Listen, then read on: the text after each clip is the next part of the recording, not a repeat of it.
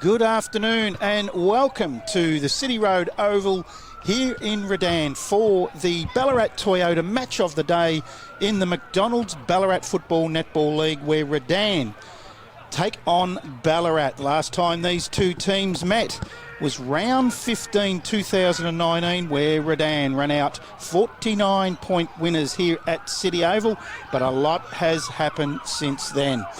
In their 2021 record so far after 2 rounds of football, we see the Lions sitting 8th with a 1-1 record and a win over Melton South last week by 1 point after going down to North Ballarat in the opening round by 18 points. The Swans, well, they're sitting 5th after beating Bacchus Marsh in round 1 at Alfreton by 26 points. And they also went down to North Ballarat, and that was last week by 2 points out at Mars Stadium. They have not played in the daylight yet, Ballarat. First 2 games, both under lights. Today, they get their chance in the light of the day, and I can tell you it is a magnificent day here at City Road Oval, or the City Oval, sorry. It is 20 degrees, a light wind, not too much. Good viewing day, no rain forecasted, so it looks like it's going to be a fantastic day. I'll tell you how nice it is. My co-commentator and special comments man, Kyle Pover, has arrived at the ground in shorts. I have, yes, Brad. Who would have thought? Early May in Ballarat, and I'm wearing shorts. I've got the jumper on just for later this afternoon, because I'm sure it is going to get a little bit chillier as the day goes on. But yes, I've arrived in shorts, a bit casual looking today, but that's all right. But what a game we've got in store this afternoon, Brad. Really looking forward to this one. If 1 point goes either way last week for Redan, they're 0-2, facing a Ballarat side that would be pretty happy with their start to the season. That them on the other foot, they've gone really close to going 2-0 with a narrow loss last week to North Ballarat. But the confidence of Redan just to get away with that 1 point win, I think they just take that win, put it in the bank and back down the highway to Ballarat and focus on this game, which, as we've said, should be a cracker. The Lions, well, they'll be down in their tall man department today. Brandon Green and Colby McDonald, who were both very good in the ruck last week. They're listed as out. They're not out there. I cannot see them at the moment. It means Jacob Short will take most of the ruck duties for the Redan side. Their captain, Liam Hoy, was very good last week, started the game very well, kicking two first quarter goals. And Cooper Craig Peters won a lot of the ball around the midfield. And now with Lockie George coming into the side, their midfield looks strong, along with Lockie McLean, Daniel Bond, Alex Harvey and Cooper Atchison going through there at certain times. They look to be very strong in that area.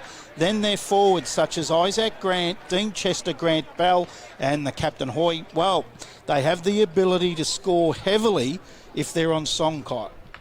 Yeah, absolutely they do, Brad. There's definitely a few different targets up there as well, which I think for both teams, they've got a few more options, particularly Ballarat. I think last few years they've relied on Hooper a fair bit to kick majority of their score, who's actually not playing today, I believe, Brad. Both Hooper and Josh Gibson named during the week, not running out today. We saw Gibbo in jean shorts before, I believe. So, they'll obviously prefer to have those players back later on in the season. But, I'm sure Ballarat are going to back themselves with what they've got in today. Playing Ducks and Drakes, I have no doubt the Ballarat side has been all week. Will Garner, well, he was terrific on the wing for the Swans last week out at Mars Stadium. He's out as well. They really will miss his run and drive. They don't have Gibson. They don't have Hooper. Their defence is solid, though, but they will need to be today. They're very well served up the back. Mitch Martin, who gives them a lot of drive off half-back and rarely wastes a disposal on that beautiful left foot. Add Taylor Sutton, Bailey van der Heuvel and Luke Wind up back. They have a very capable midfield led by the big fella in Marcus Powling, the captain, Sam James, Lockie Dawson, Daniel Kennedy and Carter Prendergast through the middle. Well, it's going to be interesting, but do they have enough up forward to kick goals via Baldwin, Crawford, Fraser, Waitman, Liston and young Paddy Simpson? There's a lot of questions and we'll wait for some answers. It's going to be a great day though, Cole. Fantastic weather and looks like a good crowd coming in. Yeah, definitely. I think the conditions might suit Ballarat, if anyone, purely because you mentioned it earlier, they've only played at night in the wet, slippery, dewy conditions. So I think they'll really enjoy playing in some wet weather footy. Some dry weather footy as we approach the start of the game. So I might hand back over to you, Brad. It's going to be interesting. It's going to be difficult in the big man department for the Redan side, as I said earlier. They lose a couple of really good players in Green and McDonald, who were very, very good last week. There's the siren to get the game underway. It's going to be the big boy for Ballarat, Powling in the ruck. He wins the top. It is Short that's gone into the ruck for Redan. And as we normally do, we get a stoppage at the start of the game. You know I love a good ruckman, Brad, so this is the perfect opportunity for Powling to assert his dominance on a smaller opponent. Powell gets the leap right over his opponent, does well, but Redan, they'll take the ball out. That'll be through the boy in the hyphen. We'll call him the hyphen for the day. That's Craig Peters, played very well last week. Gets it inside 50 for the Redan side. Playing for a free kick was the captain in Hoy. Atchison's all wrapped up by the Ballarat player in Will Liston. We'll have a bounce down about 45 around from the Redan goal. Perfect day for football, as we said. One again by Powling. It's going to be run one by the boy in Carter Prendergast. He's all wrapped up. So straight away there, Brad, Short is playing a kick behind the ball, so he's not going to follow Powling all the way through in the ruck in the forward 50. It's one by Short, gets quick hands out. Now it spills free. Ballarat all way. They get it up towards the wing. It's a 2-on-1. Redan have it through the agency of Jess. Jess handballs it back through to Waterbury. Waterbury gets a kick forward looking for Atchison. He can't mark it. That's Grant. Grant's tackle. Double tackle. Did he have Pryor? Quick kick forward by the hyphen Craig Peters. Gets it forward. Finds a teammate who's taken the mark. He's only about 35 metres from goal, and he played quite well last week, the big centre-half forward in Grant Bell. He'll get the first shot at goal for the day for Redan.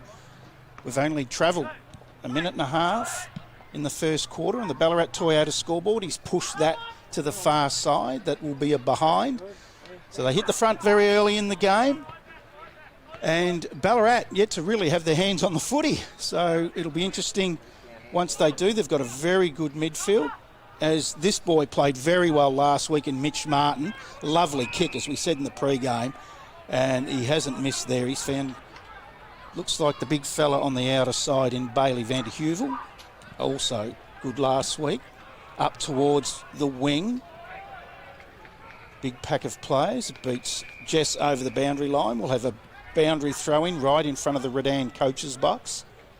2 minutes gone, first quarter, here at City Oval. We'll have around the ground scores around the quarter time breaks. In it comes. Short wins that one. Goes forward. Over the ball is Baldwin. He's wrapped up. Umpire says I'll bounce that. Other games today. Lake Windaree take on North Ballarat at the C.E. Brown Reserve. That should be a good game. Other games. East Point take on Sunbury. Melton takes on Sebastopol in 1 versus 2. And Melton South, the improved Melton South, take on Bacchus Marsh at home. Redan, the kick on the outer side. Harvey goes short. Finds his teammate in Grant. Kicked 4 last week and was very good for Redan. He goes short and finds his captain in Liam Hoy. Great pair of hands. He goes short quickly. It comes off the back of the packets. Bell has a snap at goal, but he's missed again. And another behind to the Redan side and Grant Bell. They go into 2 behinds. They lead Ballarat yet to score, yet to go inside. 53.5 minutes gone. First quarter on the Ballarat Toyota scoreboard. In it comes again. This boy really impressed me last week for the Ballarat side, Mitch Martin. Never turns it over. He's found his teammate in Blackburn. Now they are away, outside defensive 50. Wrapped up, comes out to the Redan player in Waterbury. He gets it high inside 50, over the back is Sutton. He can't take it, tackle to the ground is Harvey. The umpires said incorrect disposal. Sutton will take the free kick for Ballarat. Great goal-saving tackle there from Sutton. He'll go to the outer side. Just outside defensive 50. Punch from short from behind for Redan. There's Martin. He takes the ball out of bounds. We'll have a boundary throw in. 50 around from the Redan goal. Ballarat just need to get their hands on the footy, Kyle. They just haven't seen it yet. Yeah, it's sort of been the story of a few of our games where a team asserts their dominance early. So, yeah, they'd want to get their hands on the footy shortly. Powling wins that. Comes out to James, the captain. Up towards the wing. Met front on, not paid. Now Redan get the ball back to Giampolo. Up between wing and half forward. There's the first touch for George. Over to Atchison. Atchison quick hands to Harvey. Harvey could have kicked but looked on the outside. Now it's tapped forward. Gets up back into the hands of Harvey. Goes to his left. Short hands again. Now they're inside Redan. Just need to take a mark. Hoy gets his fist to the ball. Picked up by Chester with a dribbler. But he's hit the post. He did have Grant on the inside. He had Grant, but he also had time just to run into the goal line, Brad. I'm not sure. That's a coach killer right there. Another behind for the Redan side, that time through Chester. There's been a 50-metre penalty. So that'll bring Mitch Martin right up into nearly the centre circle of the ground. And hopefully the Ballarat side can get their first foray inside 50 again. Not missing a target. Finds the boy in Prendergast. That's Lawson Prendergast. Goes inside 50 for their first time. He gets it back. Quick hands out.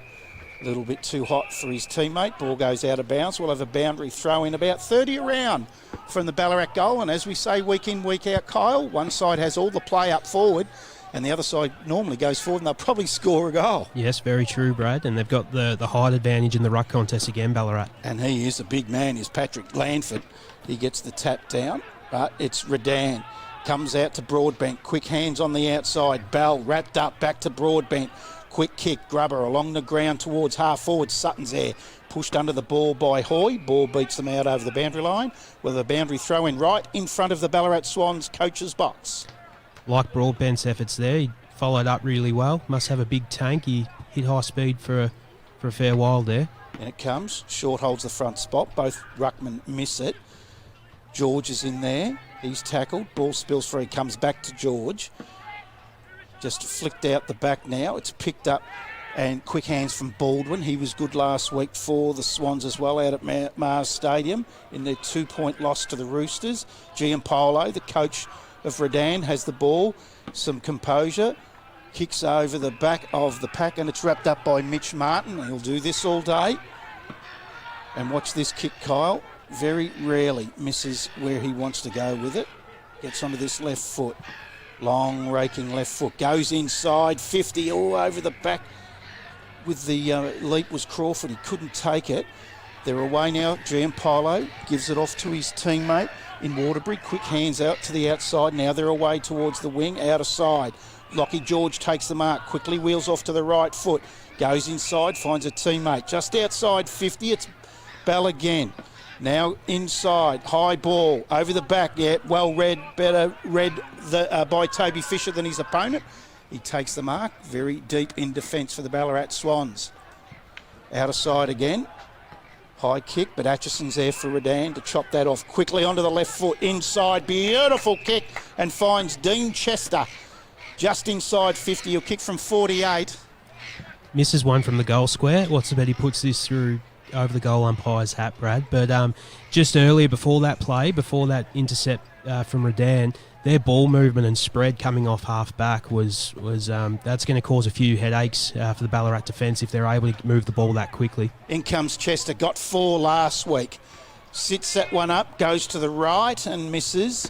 Again, another behind for the Redan side. They'll go into 4 behinds, leading Ballarat yet to score. We've gone 8.5 minutes into the first quarter here at City Road. Oh, what a feeling. Martin brings the ball in. Oh, well chopped off again by Grant. Takes a good mark. Short has leaders coming out. Chopped off though there by the big man. Was impressed with him last week too, Van der Heuvel. He's a big presence up back. Chops off intercept marks and a beautiful left foot coming out of defence for the Swans. Like Grant's start to this game, Brad, looks like only a youngster, so I could be wrong there, but he doesn't look all of over 18, so good start from Grant so far. Yeah, he got 4 last week. They'll have to watch him as he gets the ball right on cue. Tackled, handballs out the back.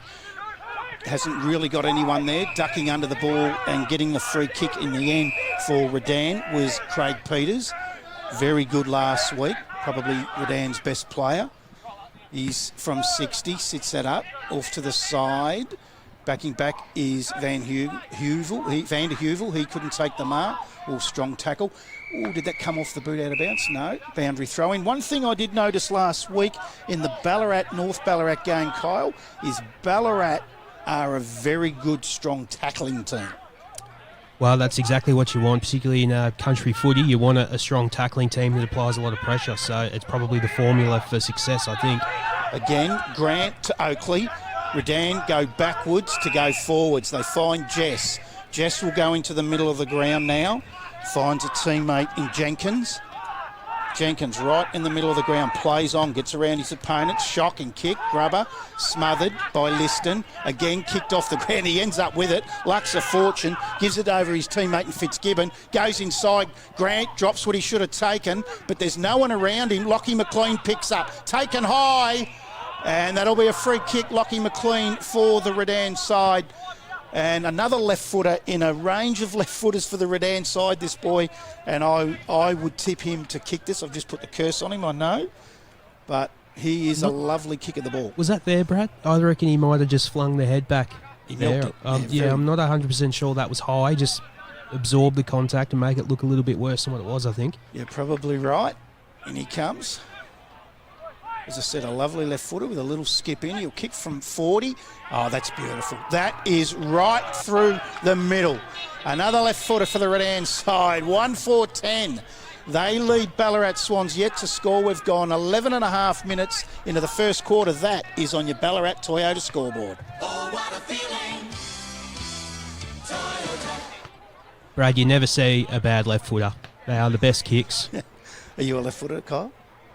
Can confirm, yes. The only thing with left footers I've found over the years, they very rarely can kick with their right, Kyle. That's true, but when you got a weapon as good as your left, there's no need to go into the right. Just ask Scotty Lucas. Yes, very true. And Buddy Franklin's one of the greatest left footers of all time, isn't he? Out it comes, quick by Peters, ridden into the ground by his opponent in Kennedy, gets the free kick. He'll quickly go onto his left foot, finds Harvey. Another hard midfield ball running, ground running player is Harvey. Chester leads Van der Heuvel in the race, takes the mark. He'll kick from right on 50, quickly plays on, goes inside 50, and they're up and about the Lions. Chester gets his first and Redan second. That takes them on to 2-4-16. Lead Ballarat yet to score. They have jumped them. Oh, what a feeling. Toyota. Took a great advantage there of the new stand on the stand rule there, Brad. Just knew his opponent couldn't do anything and just quickly moved, run around onto his right boot, probably too far out from a regular set shot, got himself that extra few metres. Beautiful finish there. They just need to get their hands on the ball, Ballarat, in the middle.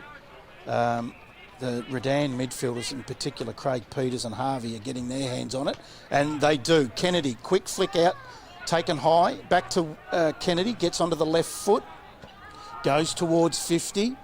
Crawford's there, he can't take the mark. Now they're away, they go inside, left foot kick, deep into the pocket. Wrapped up there is Redan, and we'll have a bounce down. That was by Powling, the big ruckman for the Swans. The bounce down. Only about 20 out. They need to score and score quickly, do the Swans. Umpire has pulled a free kick here, but it'll go in the way of the Lions. And that'll be Lockie George pushing back deep into defence. His first game for the year. Fourth in the Henderson medal in 2019. Goes for his coach and GM Polar. Gets it out now. Fitzgibbon. Long kick towards. Oh, look at this. Chester all on his own. He's got McLean. He'll give it to him. He'll run into the open goal with a bounce. And that's McLean's second. Wow. Redan. 3 goals for 22. Lead Ballarat. Yet to score. 14 minutes gone. First quarter on the Ballarat Toyota scoreboard. Oh, what a feeling. Toyota. Bit of all duck, no dinner there. Brad. That kick in the middle from the Redan player coming out of the back pocket there. If that's intercepted, it's probably a goal the other way to Ballarat, but it's just a game of millimetres. You miss the intercept, and they're able to go coast to coast with the breaking through the zone there. Glanford gets his hand on it. Now it's James. Goes inside 50, over the back. Powling's there. Wrapped up. Great tackle by Blackburn. Not paid. Still in there is James, the captain, underneath. Players all over this. Will have a bounce down, about 20 out, directly in front of the Ballarat goal. They need to score from this foray inside because they're not going inside enough. But it was good that they got their hands on the ball through their captain in the midfield. Up it goes. Powling. George was doing the ruck duties there for the Lions. Quick tap out. Picked up by Waitman. He flicks it out to the corner to a teammate in Kennedy. Back now the Lions. Will they mop up outside 50? Sits that up. But again, it's Paddy Simpson this time for the Swans. Just a bit of ping-pong flowing at the moment as Craig Peters gets a kick out to the outer wing towards Bell. But it might have beaten him over the boundary line. In fact, it has, and the recipient of the free kick will be Wine. Wine now for the Swans. Kicks up the line towards half forward. Good mark for the Swans, and he's away quickly as Baldwin. Baldwin now goes inside 50. Not a great kick. Easy to defend. Goes out over the boundary line and beats Blackburn over, and we'll have a boundary throw in 20 around from the Ballarat goal. Probably the story of the game so far there. Redan's skill level's been quite good compared to Ballarat's going inside 50. Before the game I said it might favour Ballarat, but so far Redan making use of these perfect footy conditions. Lockie George doing ruck duties there in the defensive 50 for Redan again with Powling. Powling got a lot of height on him. Taken high there for Ballarat was Dawson. Umpire says no. He's actually going to pay this the other way, or is he balling it up? He's balling it up. No, he's given the free kick to Fitzgibbon. Okay, I thought Dawson might have been taken high. He wasn't. Gives it over to Jenkins. Now they come to the commentary side of the ground looking for Grant. Grant now onto the left foot. Lovely kick. Just chips it up the line to his teammate in Aberdeen. Aberdeen quickly plays on. Goes up towards half forward. Dropped what he should have taken there for... It's unnumbered, so we don't know who that is. It comes out now. Now they're away through Lamb. Lamb to McLean. Not a great kick. Goes under. Chester gets a chance for his second, and he's missed to the left. They're just killing them on the outside at the moment, I think, Brad. Their skill level and will to spread from the contest is just outweighing Ballarat at this early stage. We have a player running around in the jumper 27 for Redan, not listed. So we're not too sure who that is. We will get onto it. Just on the Redan jumpers, the celebration jumpers, I think it's their 100 or 120th years. 150. 150, there you go. Fantastic jumpers these, I think, Brad. So they go outside Ballarat Swans, but it's all Redan, and that'll be taken by Aberdeen. Aberdeen goes inside, over the back, Grant drops, but it's roved out the back by Hoy, gets it back to Grant, tackled, left-hand handball, looking for the young boy in Broadbent, he can't take it. Ballarat under pressure but wind, just takes them outside 50. Lockie George is there for Redan, he'll take it out over the boundary line. We'll have a boundary throw in.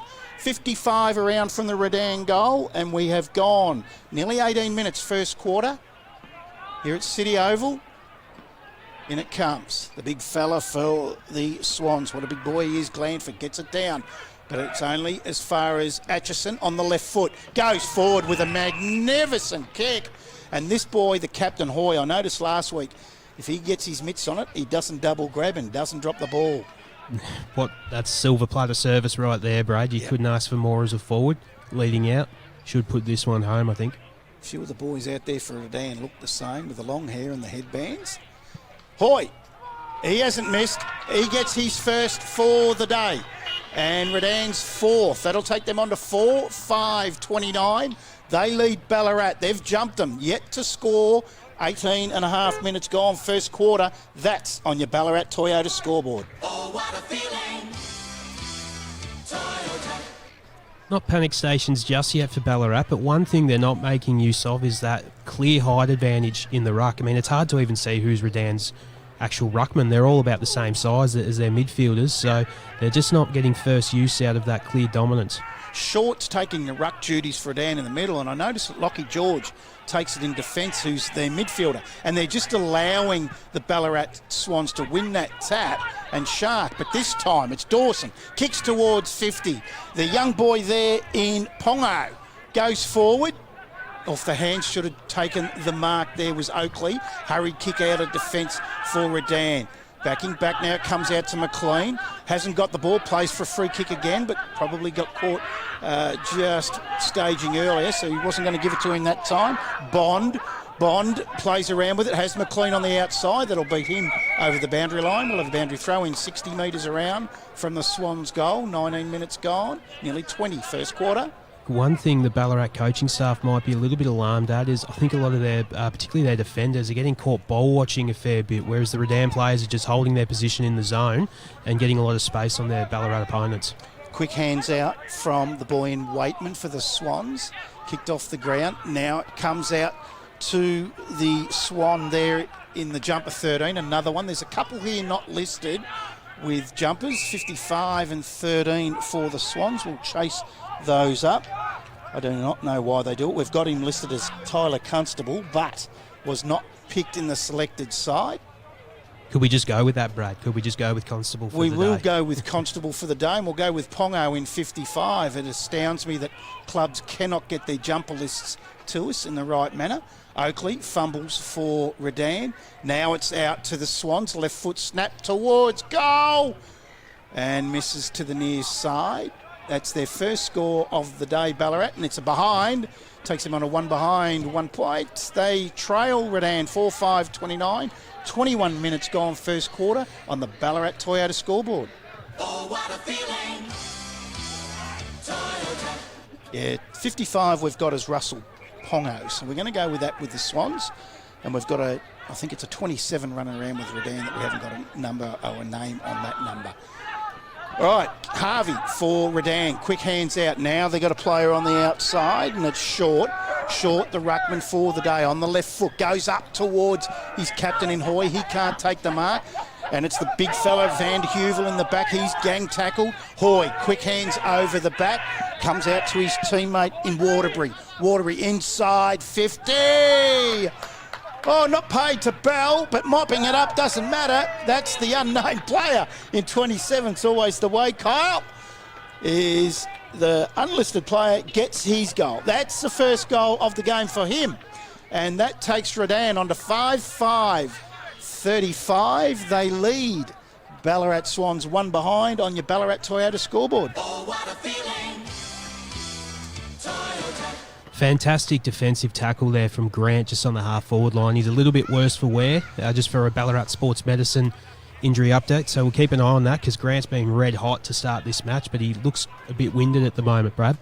If anyone is in the City Oval today from the Redan Football Club, feel free to come over to Saxon House where we are calling the game from and let us know who's running around in 27. He's not listed, no name.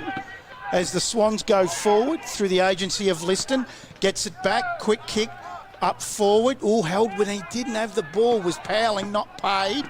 Comes out towards the boy in Simpson, has a quick snap at goal. Another behind for the Swans. Takes them on to 2 behinds. They trail Redan 5-5-35, gone 23 minutes first quarter. They have been jumped. They did this last week too, Redan. They got up early, up and about. I think Hoy got 2 first quarter goals, the captain for Redan last week. So they do start well. In it comes, into the middle of the ground with a massive kick. Ooh, just nudged under the ball. There was Bond, not paid. And Hoy goes in for Redan. We'll have a bounce down right in the centre of the ground. Not sure if Cooper Atchison for Redan's playing on a wing or a half-back flank, but whoever his opponent was just did not go with him then. And if he got the ball out the back there, he had metres in the space. So they're really going to have to watch on the outside and spread, I think, Ballarat. They're just letting Redan just dictate terms in that aspect of the game. As they go forward, looking for Chester. Oh, he's proven a handful. He just couldn't hold that one. Mopping up at the back, doesn't take it over the line, is Fisher. Or he does. Now they go, no, he doesn't. They go out to the outer side. Mark dropped. Fitzgibbon's there for Redan. He's paid a free kick, the umpire. It'll go to the Swans through Wine. Short finds his teammate in Waitman. Waitman now, defensive 50 for the Swans. High kick up the wing in hope. The big fella didn't crash the pack there in Glanford. Probably should have. Now they're away. Come out through the coach and GM Polar. Back to GM Polar. They're just waxing. High kick around the body. But it's all Ballarat Swans, and that's the big fella in Van der Heuvel. He comes inboard. Ooh, met heavily. Taking the mark though. That was George that met his Swans opponent away through the middle of the ground. Now they'll go inside 50. High kick. Good mark. And they will get their first real shot at goal, and it's going to be through the agency of Daniel Kennedy late in the first quarter. Much better ball movement there. Attack through the corridor. Quickest way to goal, Brad. Pretty simple game footy at times, so they've moved the ball much better there, and hopefully they can put this one through for their first. 33 points down. This will bring it back to 27. Saying that they need it is an understatement. Kennedy sits on the left foot, not a problem. He gets his first and Ballarat's first for the day at long last. He looks lively up forward too, Daniel Kennedy. He was very good last week. That takes it's young Jack Richards. He's the captain of the under-19s in his first game today. He's running around in 27. He's looked lively too. Ballarat Swans 1-2-8. They trail Redan 5-5-35, 25 and a half gone first quarter on your Ballarat Toyota scoreboard. Oh, what a feeling. Toyota. You're right, Brad. To say that Ballarat needed that was a huge understatement. Hopefully they can kickstart things now. Yeah, that's very good of the Redan supporter to come in and let us know that the young captain from the thirds is playing his debut game. Harvey gets a quick kick out for Redan. Boy, Chester gets his hands on it, probably had the arms chopped, didn't pay, he's paid the advantage. Atchison sits it up, but it's Van der Heuvel that takes the mark for the Swans. Transfers play out the outer side, they're away. Now it's through their captain in James. James sits the ball up forward, doesn't find a target, goes out. We'll have a boundary throw in between the coach's boxes in the centre wing position outer side. Big Glanford here, he is a monster of a player. For short, he gets his hand on it, just holds him out, but it's Craig Peters that wins it. They come out through Fitzgibbon. Fitzgibbon lowers the eyes, finds Bell. Bell right in front of the Ballarat Swans coach's box. Now sits it inside 50 with a high kick. What a mark, Lockie George. Wowee. That'll be on the top 5 plays this week, Brad. Wow, what a mark. He just had the sit. It was a beautiful kick that set him on his way. And Lockie George, he's going to be a handful in whether he's in the midfield. He goes back and rucks. Now he's taking speckies up forward. He'll go for his first of the game. And Redan's 6th late in the first quarter. And he's pushed that to the left. That takes them on to 5-6-36. They lead Ballarat Swans 1-2-8, 27 and a half gone, first quarter. It'll be Martin to bring the ball back into play. Quickly plays on, kicks it outside, defensive 50 between wing and half forward. Good mark there to the Ballarat boy in Waitman. He'll go inboard. He's got a couple of players to go to. Decides to hit up Prendergast. That's Lawson Prendergast, outer side. Looking for a teammate, not being able to take it was Liston. He was met by George. Now they're away. Harvey, just took a bounce as he was tackled. Oh, look at this. All on his own is Bell inside there, just leaving them free. But it happens when you press up and turn the footy over. Bell gets his first and gets Redan's 6th. Liked his start to the game, Brad. I think that's 1 goal too early for Bell, but he's been prepared to hit up at the footy and create a contest around half forward, and his delivery inside 50 has also been something to note. So they're all over them at the moment, Brad. Redan 6-6-42, lead Ballarat 1-2-8. We've gone 28 and a half first quarter here at City Oval. That is on your Ballarat Toyota scoreboard. Oh, what a feeling. Toyota. Oh, that's a couple of times, isn't it, Cole? They've just been left on their own. It was Chester before. That time it was Bell. Powling wins the ruck, but it's Craig Peters. Ducks under the tackle, feeds it back. Quick kick forward. would have been just 15. That was a young boy in Jack Richards. Quickly plays on, goes inside 50. Bell's a chance again. Used the hands to push him out. Umpire says no. It was legal. What did you think, Kyle? I think if a defender does that to a forward, it's a free kick to the forward every day of the week. If a forward does it, it's play on. Yes, I would have to agree. And right on the siren, they have jumped him. He'll go for his second, Bell, and Redan's 7th. And he's hit the post. So he's just missed. 6-7, 43. They lead Ballarat Swans 1-8 at quarter time on the Ballarat Toyota scoreboard. Oh, what a feeling. Toyota. We might take a quick break, Kyle. When we come back from the break, we'll see if we can get around the ground scores, and we will also go through the goal kickers, many of which were from the Redan side at quarter time. We'll be back after this short break here at City Oval. Redan lead Ballarat Swans 6-6-42 to the Swans 1-8.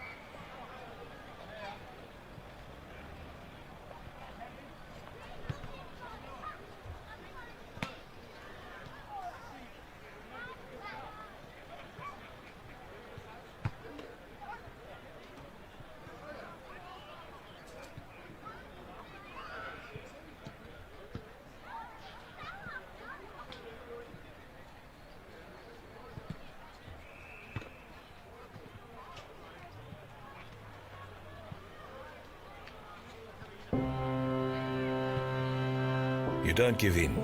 You don't give up. You push on when most would have pushed off. You lend a hand, whether a hand was asked for or not. It's called Aussie spirit for good reason, because it takes spirit to get through times like these. Lucky you've got it in spades. It's what inspires us to be by your side to help. Together we'll get through this. We always do. Search Toyota, here to help. Welcome back to the City Oval here at Redan at quarter time. Redan lead 6-7-43. They lead the Swans 1-8. Scores earlier in the day in the under-19s game. Redan 10-8-68. Close game, run out 5-point winners over Ballarat 9-9-63. And again, another close one in the reserves. Redan 7-8-50 went down to Ballarat 7-14-56. The goal kickers for Redan to quarter time, 2 to Lockie McLean, 1 to Dean Chester, Grant Bell, Jack Richards in his senior debut, and Liam Hoy, the captain. And for the Swans, their single goal kicker is Daniel Kennedy. They have a fair bit of work to do in the second quarter, the Swans, Kyle. They certainly do, Brad. I think the coaching staff got the players over quick smart, and I think they might have just copped an old ear massage from the coach. I think he would have been disappointed. I think there were a few goals there where it was just either players caught ball watching up the field or just not prepared to work hard enough compared to their Redan opponents, because they were able to get some Joe the Goose goals over the back, which and no coach wants to see that. It probably shows that they've been able to crack your defensive systems. So plenty to work on for the Swans, I think, moving forward. Yeah, the amount of times that I know they press up, and what happens, the Swans were pressing up pretty high. They turned the ball over through that midfield area, and Dean Chester and Grant Bell on different occasions were just found all on their own, and it comes back in pretty quick. So it's really important that when you're coming out, now I would be making sure that the ball was in the hands of Mitch Martin coming out of that defensive 50, because he never turns it over, and it gives you a bit of time to come back and set up behind the ball. But they just need, I would have loved to have been a fly on the wall.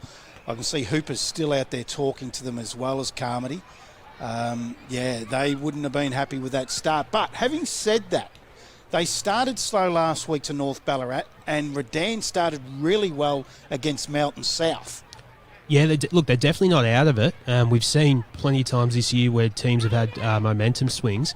They'll be kicking with the breeze this quarter as well. Not much of a breeze, but they certainly will be kicking with a favourable advantage. Not sure if it's a 6-goal breeze as Redan would suggest, but probably a 3-goal breeze, I reckon, Brad. We will get some around-the-ground scores of the other games at half-time. Lake Windaree take on North Ballarat, East Point taking on Sunbury, Melton taking on Sebastopol in the top-of-the-table clash out at McPherson Park, and Melton South are at home to Bacchus Marsh. Well, we will have some scores for you at half-time. Just about to get underway here at City Oval again. A frenetic pace was the first quarter, played purely in the front half of the Redan side. It will be interesting to see how he goes. The umpire holds the ball in the air, and we're away for the second quarter here at City Oval. Up it goes. Powling wins the ruck, uncontested really, but Craig Peters wins it for Redan. Onto the left foot to the outer side towards Jack Richards. First kick in senior football was a goal. Just handballs that out over the boundary line. The umpire said, yeah, that was deliberate, and the free kick will be taken by Martin for the Swans in between wing and half back, outer side of the ground. He comes back in to the defensive 50. Now the Swans just waiting to load up, back to where it came from.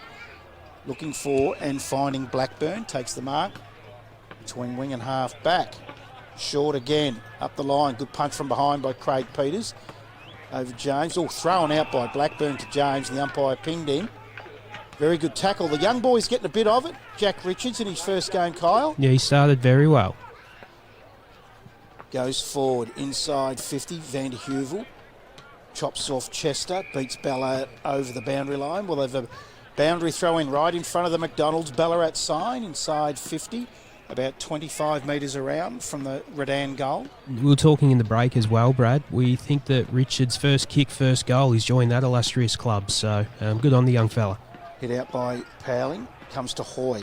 Hoy to Fitzgibbon. Fitzgibbon on the left foot, goes inside 50. And looking for and fighting Chester. Great kick, great lead. Opposite leg too, Fitzgibbon. Gee, you'd love to be a forward today, wouldn't you, Brad? On a beautiful ground, decks in magnificent condition. And you're getting delivery like that, and you just cannot complain. And he's been dangerous early here. I think this will be his second, with about 5 shots on goal. He's 30 out. Got himself 3 last week, Chester, or 4, it might have been, sorry. Not a problem. Straight over the goal umpire's head. And that is Dean Chester's second for the day. And as you said, Kyle, he's looking dangerous. He leads well. And the supply inside has been fantastic. And why is the score's gone up as a point, but I'm positive that was a goal. Yeah, we've put it up as a goal. Yeah. Yep, there we go. Yeah, they've got it now. So Dean Chester gets his second. One in the first, one in the second. That's Redan 7-7-49. They lead Ballarat 1-8. We've gone 2.5 minutes, second quarter on the Ballarat Toyota scoreboard. Oh, what a feeling. Toyota. Powling wins a tap, but as what has been happening all the time, Craig Peters mops up for Redan, feeds it back. George out to Atchison, good mark in front of Liston, plays on quickly with the left foot, Now they're away. It's back to Craig Peters. He is a possession accumulator. Gets it over the back again. And this time it's Grant. He has paid hands in the back this time. I think that fair enough as two, I think. It was Chester, sorry. It was against Chester. Free kick deep in the back pocket is Wind for the Swans. Takes them out looking for Vandy Hoovel over the back. Sharked very well by Simpson. The umpire's pulled a free kick, has he? Out of bounds. Just on the umpires, Brad. Again, for a third week in a row. Can't fault them. Don't notice them. Great standard of umpiring so far to start the season in the Ballarat Footy Netball League. Swans go up towards the centre of the ground. Comes out the back. Oh, good hands on the outside that time by Baldwin. But such is the pressure of Redan, they keep pounding it back forward. But this boy stands his ground, Vandy Hoovel. He was met quite heavily by McLean, who swapped into a longer sleeve Guernsey at quarter time. And there's a 50-metre penalty for Vandy Hoovel. Liked his game at Mars Stadium against the big North Ballarat side last week. Comes inside the middle of the ground. Finds a teammate in Prendergast. That's Lawson. Goes inside 50. Dawson, quick hands out. Oh, gee, they had Liston on the outside. Kennedy didn't use him. Redan wrapped up, gets the arms free. And we'll have a bounce down. We're about 40 out directly in front of the Swans goal. We have gone 4.5 minutes second quarter. 41 points. The better at the moment, Redan. Up it goes. Powling. In front of Short. Wins the tap. But it's a quick kick out for Redan through Bond. Goes to the outer side. Vandy Hoovel's there, but Bell beats him. Bell, quick hands onto the outside to Harvey. Harvey on the inside, back to Bell, and he'll get it back, Harvey. Doesn't reach him. He's just paddling it in forward in front of him, but smartly done by Blackburn. Worried him out underneath it. Now, the Swans, outer wing position. Vandy Hoovel has the ball. Comes in on the left foot quickly. Goes inside 50. Sits it up. Oh, drop what he should have taken was Bishop. He butters up well, though, in front of Jess. Gets a quick hands out. Was slung after he got rid of it. The umpire says no. Incorrect disposal. Lockie George for Redan will take the result of free kick inside defensive 50. Just takes his time. Goes short. Still inside defensive 50 to Jess. Jess comes to the commentary box side of the ground. High kick on the outside. And it's picked up by Barker. Has Atchison short.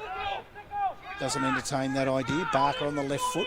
Goes longer. Sutton's there for the Swans. But at the back is short. The big ruckman for Redan. Takes a good mark. Small ruckman I'd probably go with, Brad. Not the biggest ruckman going around, but he's doing a great job so far. Anyone over 6 foot's tall to me, Kyle. As he finds McLean. McLean on the left foot. Lovely kick. Geez, I like the leg on him. Sets it up. Chester flies. Doesn't take the mark. Hoy tries to tap it back to his teammate in Grant, but boundary line beats him. The boundary throw in about 25 around. Right forward pocket for the Redan side. Couldn't help but notice that you were just admiring another left footer's skills there, Brad. Oh, I must admit, I do love a good left footer. And there's a couple here. There's a few at Redan, there's a few at the Swans too. It's a very good by foot. And it's one of the things that I've been talking about in recent weeks, actually, Kyle, on radio, is that with the new rules and the gates opening, these guys that can kick the ball, as you said earlier, the forwards love it because the gate's open and these guys that can start recruiting them instead of athletes. Kyle. No, don't be silly, Brad. It's all about athletes. You know that. Atchison wins it out, tries to win a free kick. Umpire says, yeah, there is. It'll go to the Swans. Quick kick out for the Swans by Dawson. Finds Liston. Now over the top. Now are they away? Handball was really put his teammate in Baldwin under pressure, and they're able to mop out up through the agency of the coach, Giampola. Finds George. George with a lovely kick inside 50, just so well weighted, and goes to his captain in Hoy. Hoy's going to sit this up. Chester had his name written all over it. He's going to take mark of the year, this guy. He gets a sit, and they sit it perfectly to him, don't they? Absolutely, geez, an excitement machine. Very athletic, only small in stature, but he plays a lot taller than what his height suggests. And I think this will be about his 6th or 7th shot on goal. I think this should be his third, but he's probably kicked 3 points and maybe one on the full. So definitely his third. Yeah, and he comes. causing a few headaches. Straight through the middle. Dean Chester gets his third. Redan's eighth.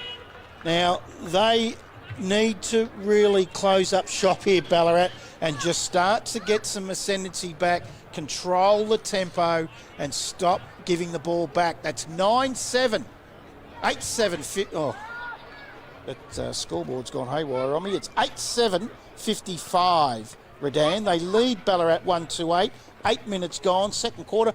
Ballarat Toyota scoreboard. Oh, what a feeling. Toyota. They still just can't get their hands on the footy, Brad. Yeah, I'd love to see the possession stats. It's just outstanding how much of the footy Redan's been able to win both inside and out. Powling wins the ruck for the Swans, but players converge all over it. We'll have another bounce down there. A bit of a wrestle, and the umpire says, I'm going to ball this up. You sort yourself out. Hoy, Craig Peters pick themselves up for Redan. Again, Powling gets it out. Wrapped up is Baldwin for the Swans. We'll have another bounce down, centre of the ground. And they just keep letting Powling win the ruck. But this time they do win it out. But Craig Peters is there to tackle. Quick hands out towards Dawson. Now they're away. Comes out to Harvey for the Lions. Harvey goes inside 50. Looking for Grant. Goes over his head. There's young Richards. Falls over. Picked up now. The Swans are away. They have Blackburn. Just marks it inside field of play. Looking to go to the outer side. Now plays on quickly. He'll have to use the left foot. No, goes back to the right. And that's what happens when you don't use the opposite side of the leg, opposite side of the body. Out of bounds on the full. Andrew Harvey, recipient free kick for the Lions, quickly plays on. Sits this up. It's obviously for one of the big flyers for the Lions. Grant's there, can't win it. Craig Peters quickly wins the ball. Quick hands out. Now, can they score here? McLean sits it up, but it's all Swans. And a defensive 50 mark. But what's happened there? Umpire call played on. Call play on, not 15. Comes out to Van der Heuvel. Van der Heuvel looks like he might sit that out on the full as well. He has. And they do get their hands on the ball. Kyle, they turn it over. They are, Brad. It's just reflecting of how the game's being played at the moment. One team's going really well by foot and the other isn't, and the scoreboard shows. Aberdeen goes inside 50. Drop mark for the Swans at the back of the pack was Fisher. It was Sam Fisher with a bounce down right near the Redan goal. Only about 15 to 20 metres out. We've gone 10.5 minutes into the first quarter. Redan a long way in front. Sutton, quick hands out. Oh, Van der Heuvel's tackled. Gets the hands out. Comes out to Liston. Liston off to his teammate. Now they're away to the outer wing. They just can't clean up though. That's another unnamed player. Is number 13 for the Swans. And we'll try to get that one at half time. It's Redan taking the mark through Waterbury. Waterbury in the centre of the ground.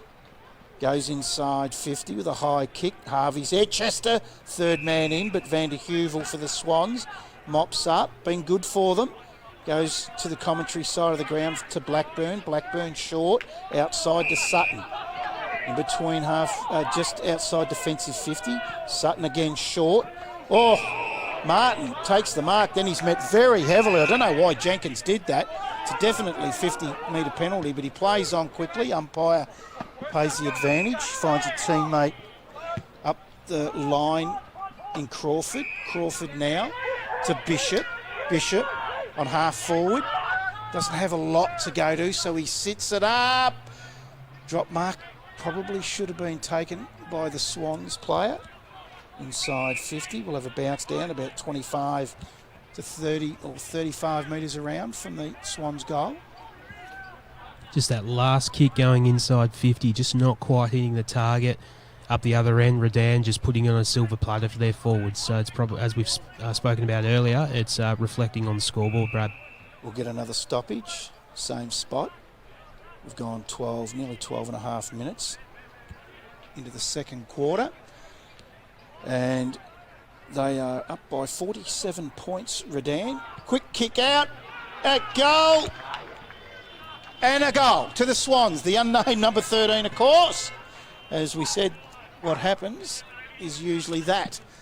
Redan were very good to us and come over and let us know what Richards was wearing. If anyone from the Swans is listening, it'd be very handy if you could come over and tell us who is wearing number 13. We're going with Tyler Constable.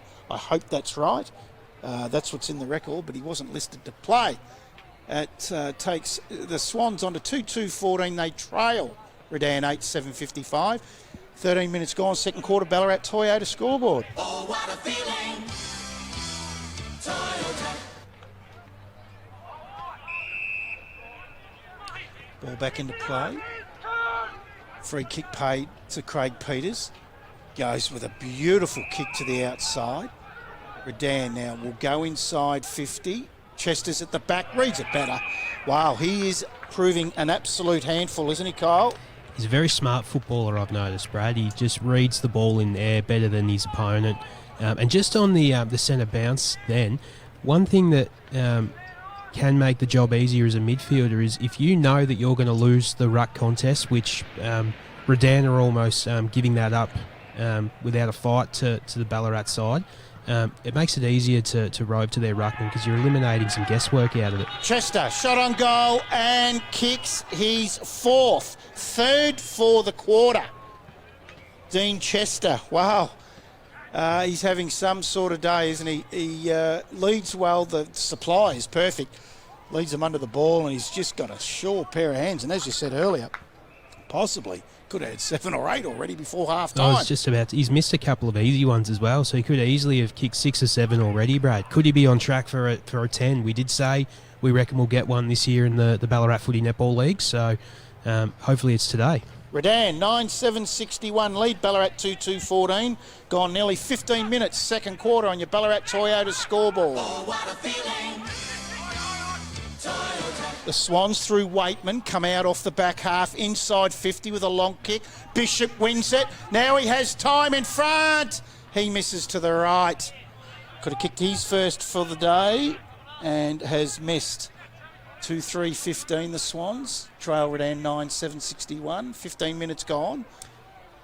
The goal umpire work a bit there, and just while I mention the goal umpire, Brad, I believe it's community umpiring week this weekend, so we wouldn't have a game without them, and as we spoke about earlier, the standard of umpiring in the Ballarat Footy Netball League has been fantastic to start the season, so well done to all those community umpires that get a game for us each and every week. Gianpola brings the ball out of defence for the Redan side, finds his teammate there in Broadbent. Broadbent goes in looking for Bond. He can't take the mark. Mopping up is Craig Peters. What a player. Onto his opposite foot, the right foot. Chester just holds the ball drop area. Can't take the mark. Comes out to Fisher for the Swans. Oh, another ball on the full. This time it's Sam Fisher for the Swans. And it's going to end up in the hands of Lockie George, and he could kick it from here. How was that little spin pirouette there from Craig Peters? He's called back Peters. Peters is a left footer, so he's on the right side for the left footer. He has had a great first half. He's just kept on the way from his game out at Melton South last week, where he was very good. He's having a dead set shot at this. Sits it up, doesn't improve the angle, doesn't need to.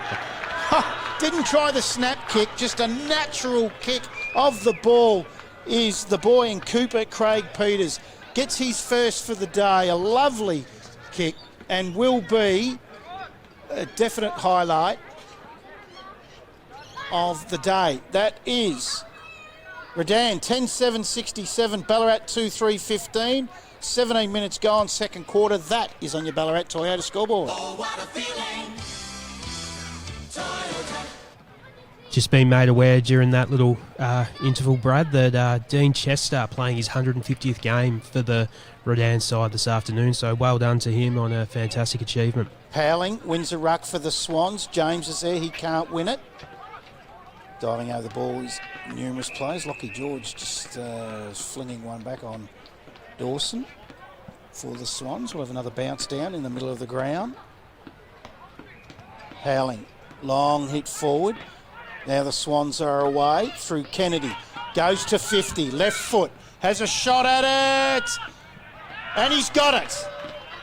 Kennedy gets his second for the day, and finally another one for the Swans. So Constable and Kennedy have goals in this quarter, and that is their third.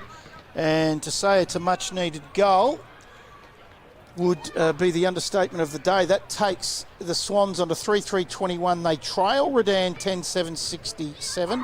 We've gone 18 minutes second quarter on the Ballarat Toyota scoreboard. Oh, what a feeling. Toyota. Powling then in the ruck, just a big fist forward to his running players. I want to see more of that. If they're just going to let him do as he pleases in the ruck, you see him again. Down it comes. Kennedy, quick hands out towards James. Can't win it. Quick kick forward now by Grant for Redan. Goes inside 50. Van der Heuvel was being held, not paid. Waitman gets the handball out, but Broadbent chops up for the Lions. Diving in was Liston, so was Waitman. Comes forward, and the umpire said, yep, free kick. Is incorrect disposal. Again, it's Craig Peters. He'll take the left foot kick from 50. What we just seen from the boundary before. Oh, no, it's not Craig Peters. I think it might be the first gamer. Might be Richards. It is. Richards has a shot at goal, but he misses everything. Out of bounce on the full. Van der Heuvel will be the recipient of the free kick for the Swans. Deep in defence. Ballarat. We've gone 19 minutes, second quarter. Is that a bit of the ball for the Swans? Because the ball's been in that defensive area, but he's turned that over straight down the throat of Lockie George. George for Redan. Returning this week into the midfield for the Lions. He's 60 metres out. He's taken a full 30 seconds there. And he's chipped it over to McLean. Now this boy could kick this, Kyle. I reckon he's got his team an extra metre or two there. The kick went far enough, but yeah. McLean, he's waiting. Now he's going to drop that short, lowers eyes. Beautiful kick to Bell. Bell takes the mark for Redan, who's kicked one in the first quarter. 1 goal 3, Brad, so hasn't got his kicking boots on. Stops, does the boot lace up. Maybe that might have been the reason. They are 46 points in front, 20 minutes into the second quarter here at City Oval.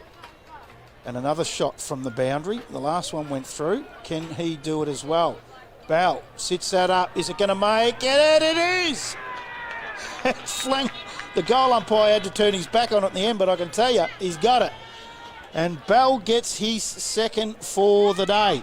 One in the first, one in the second. And the Redan side, when they do score Ballarat, Redan just get one back very, very quickly. And in the very late stages of the second quarter, they now lead by 52 points. 11-7-73 Redan. Ballarat 3-3-21, 20 and a half gone. Second quarter on the Ballarat Toyota scoreboard. Oh, what a feeling. Toyota. Nearly time for the McCafe half-time break here, as this time it looked like, was that Powling? It might have been Bishop, was it? Comes out for the Swans, quick hands over in a lot of... No, it is Powling. Comes back to Powling from Liston. Great smother, though, by Atchison. Now it falls in the hands of Broadbent. Has McLean all on his own inside 50. And Siren wouldn't be too far away, but he's got a lot of time. You would have a shot here. The way he kicked the ball in the first quarter, Kyle, that left foot goal. Chester's having a bit of a wrestle. This could be against Waitman here. Chester and Waitman, they might end up with a 50 if they're not careful. In comes McLean. He'll kick from right on the chalk on 50. Oh, he's missed that to the right. You give a bloke a rap. That's what'll happen. He's missed everything. Out of bounds on the full. Yeah, just missed what happened there between Chester and his opponent. Just a bit of wrestling. It'll be Wind. It'll be the recipient of the free kick. Comes in up the line, looking for his teammate in Carter Prendergast, but Van der Heuvel. I reckon he's just about their best, Van der Heuvel. Oh, no. Brad. Oh, no. I think that might be the fourth on the full in that area of this quarter, Kyle. Correct. Yeah, correct, Brad. It's and as we said, the breeze isn't too bad out there. So that was just a missed kick. No excuses. The outstep of the instep. Lockie George is called to play on. He sits that up high. Pack of players again. Van der Heuvel will get a second chance at it. He might go to the outer side this time. I don't know. He's going to go short. Finds his teammate in Dawson. Been quiet. Was very good last week, but has had a quiet first half. Looks for Waitman. Doesn't make him, but he taps it on well. Comes back to Waitman. Hurried kick now up towards wing and half forward. Holding the front spot. Ooh, could have been in the back. Not paid. Quick kick out from Jess, but only as far as the Swans. They have that man in Carter Prendergast inside defensive half. Sits it up. Lockie George is late on the scene, but Dawson takes the mark for the Swans. Now, short in towards the middle. Liston takes the mark. Quickly plays on to the outside to James. Just a shocking kick in the end. And Richards is able to mop up. Gets it to Harvey for Redan. Harvey inside. It's a 1-on-2. Chester at the back. Bell's there, but very good defensive play by the Swan in wind, and he wins a free kick. Short to the outside. Finds a teammate in Van der Heuvel. Not sure how that can happen, Brad, where you have a 2-on-1 situation in your defensive 50. Toby Fisher doesn't find a player, but in the end, good enough to mop up for the Swans was Lawson Prendergast. They go forward. High over the back. Jess is there for Redan. Leads the race of the ball in front of Baldwin. It comes out though to Liston, is it? As a shot on goal and misses to the right. 3-4-22 the Swans. They trail 11-7-73. Redan, 24 minutes gone, second quarter. Comes into Jess. Still inside defensive 50, Redan. Now they are away on the outside. And that is Barker with a high left foot kick towards wing and half forward. Bell's there, he can't take it. Taking the ball out over the line for the Swans. And we'll have a boundary throw in about 65 metres around from the Redan goal. And it'll be Lockie George. No, it'll be Short. Short and Powling. Powling wins that with a big fist. Gets it to George. He fumbles. Oop, in the back, not paid. All wrapped up. We'll have a bounce down. Same spot, 60 out from the Redan goal. Yeah, he's saying that he was taken high. Was the Redan player in Aberdeen. Umpire says no. Up it goes. Harvey's there. Taken. We're not having had the ball. But the Swans come out to the wing, commentary side of the ground. Tapped on, comes out to Bishop. Bishop back to his teammate in Pongo, we're going with. Goes short inside 50, and that looks like Crawford. Bit of Pagan's paddock, that ball movement there, Brad. Just sort of left it open, kicked it out in the space, and back there runners to get onto it first. You kicked that from about 48. Josh Crawford, in he comes. Oh, it's going to push to the right, is it? Ooh, just flicks the post, the inside of the post. Another behind of the Swans. Takes them on to 3-5-23. They trail Redan 11-7-73. 50 points in arrears, nearly 26 minutes gone. Second quarter. It'll be Waterbury bringing the ball back into play for the Lions. Finds George, back to Waterbury. High kick out of side, looking for Atchison. Punched from behind by the Swans. Wrapped up. Now it comes out to the boy there in Baldwin. They're just trying to hold on the Swans and see half time as they go inside. Bishop, quick hands out. Goes to Liston. He can't win it. Kennedy's there, taken high, not paid. They're all wrapped up. We'll have a bounce down around 60 metres around from the Swans goal. Late in the second quarter. Up it goes. Powling, short, probably won that. Comes out to Blackburn, no, for the Swans. He gets quick hands out to the outside. Inside now by Constable, we're going with. And the ball has gone out over the boundary line. And we'll have a boundary throw in about 35 metres around from the Swans goal. It'll be Powling and Short. Powling wins that. Goes forward, flicked out. Jess has a fresh airy. Plays again. Jess gets that.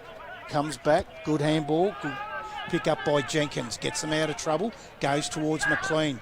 Leads the race to the ball in front of Sutton on the wing. Swans now through the agency of Prendergast. Gives it back to Blackburn. Blackburn finds Constable. Constable in the middle of the ground. Now sits that up inside 50. Not getting it in like the Redan side is when they go forward, and it's Oakley easy to clean that one up for the Redan side. Out of side, Lockie George is starting to get a fair bit of it, Kyle.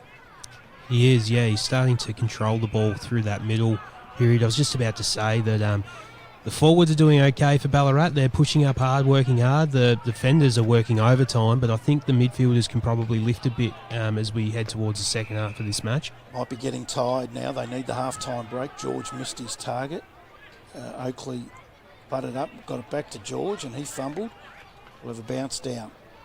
40 around from the Swans' goal. Short, uncontested, gets it forward, but the Swans are able to shark that ball and get a hurried left foot kick towards the goals. Comes forward, but again, he's been good up back, has Jenkins, or in fact that was Waterbury.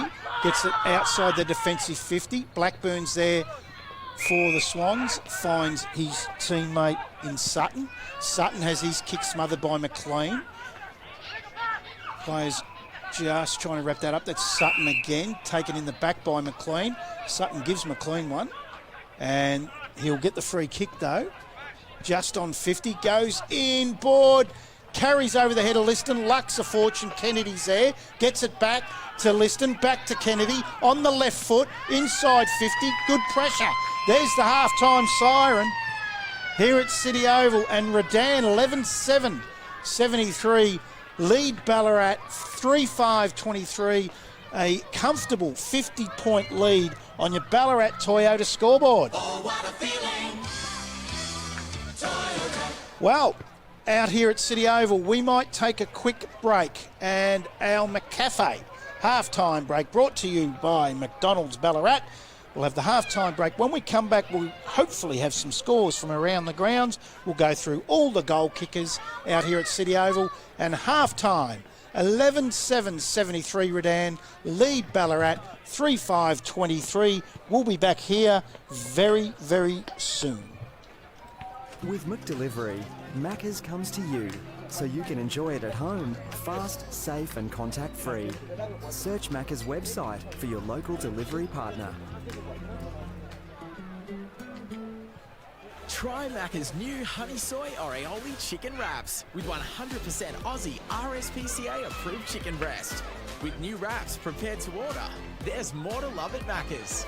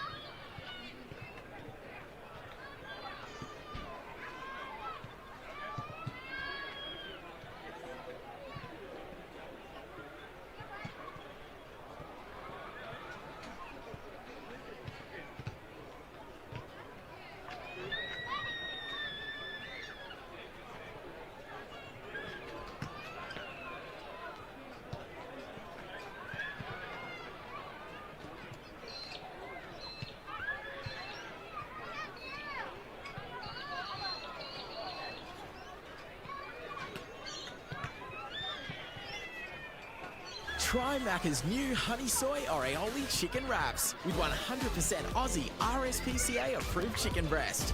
With new wraps prepared to order, there's more to love at Macca's. With McDelivery, Macca's comes to you, so you can enjoy it at home, fast, safe and contact-free. Search Macca's website for your local delivery partner. Welcome back to City Oval here as we see Redan at half-time in the McCafe break. 11-7-73, lead Ballarat 3-5-23. Around the grounds, other scores, Lake Windaree 7-13-55, a leading North Ballarat 6-4-40. East Point 11-9-75, a leading Sunbury 2-8-20.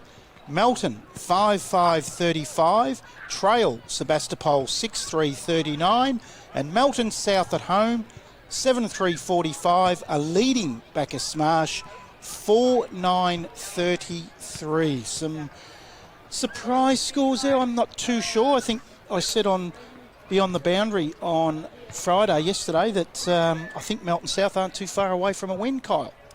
Yeah, definitely, Brad. We were just talking off air just about the evenness of the competition, which is great for footy in the region. Last few years, it's probably been a bit of a breakaway from the top half a dozen clubs, but really at the moment, it's anyone's game. I mean, coming into this game today, for example, I reckon Ballarat probably, if there was some odds on the match, I reckon Ballarat might have been just favourites just on current form. But Redan have been fantastic today. The way they've moved the ball going inside 50, it's been a forwards dream and it's clearly showing. Yeah, the match of the day here is Redan 11-7-73 leading Ballarat 3-5-23. Just to clear something up, because we were looking at, because a few people have asked me, we were looking at calling the top of the table clash 1v2 Melton Sebastopol, which is a 4-point game at half-time. But unfortunately what happens, this isn't radio, it's a live stream game, so what happens, a lot of it is based around how the product is going to look, and right now it's probably not ready. We will be out at Melton, there's no doubt. We'll get out to McPherson Park with the new surroundings there at some stage during the year, but we just thought for the product, we thought it could have been a sun-shining day where you call from there, the sun's right at the camera. It wouldn't have been a good-looking product, Kyle. No, that's right. But that, as you said, it's not to say we're not going to head out to Melton at some stage. I think that the radio station, not Apple FM, I know Apple FM 98.5 are covering the Melton South Bacchus Marsh game. So if you want to if you're around the grounds and want to tune into a potential upset from Melton South, tune into them. But yeah, I think we want to try and spread the load as well. So it's just great coverage, I think, at the moment that the Ballarat Footy Netball League is receiving. So, the more games they commentated, the better, I think. Yeah, rounds 1 and 2, we did cover both teams, Melton and Sebastopol. We hadn't called Redan or Ballarat, and we're into round 3. Personally, it would have been very easy for me to call Melton Sebastopol because I called them the last 2 weeks. So I had a whole new 2 lists to study. So it would have been easier for me. Well, Brad, I live in Berwick now. So driving from Berwick, and I looked when I got to Melton, or coming through Melton on the highway this morning, I looked at my GPS and it said just over an hour to get to here. And I thought, wouldn't it be great if we were just in Melton today?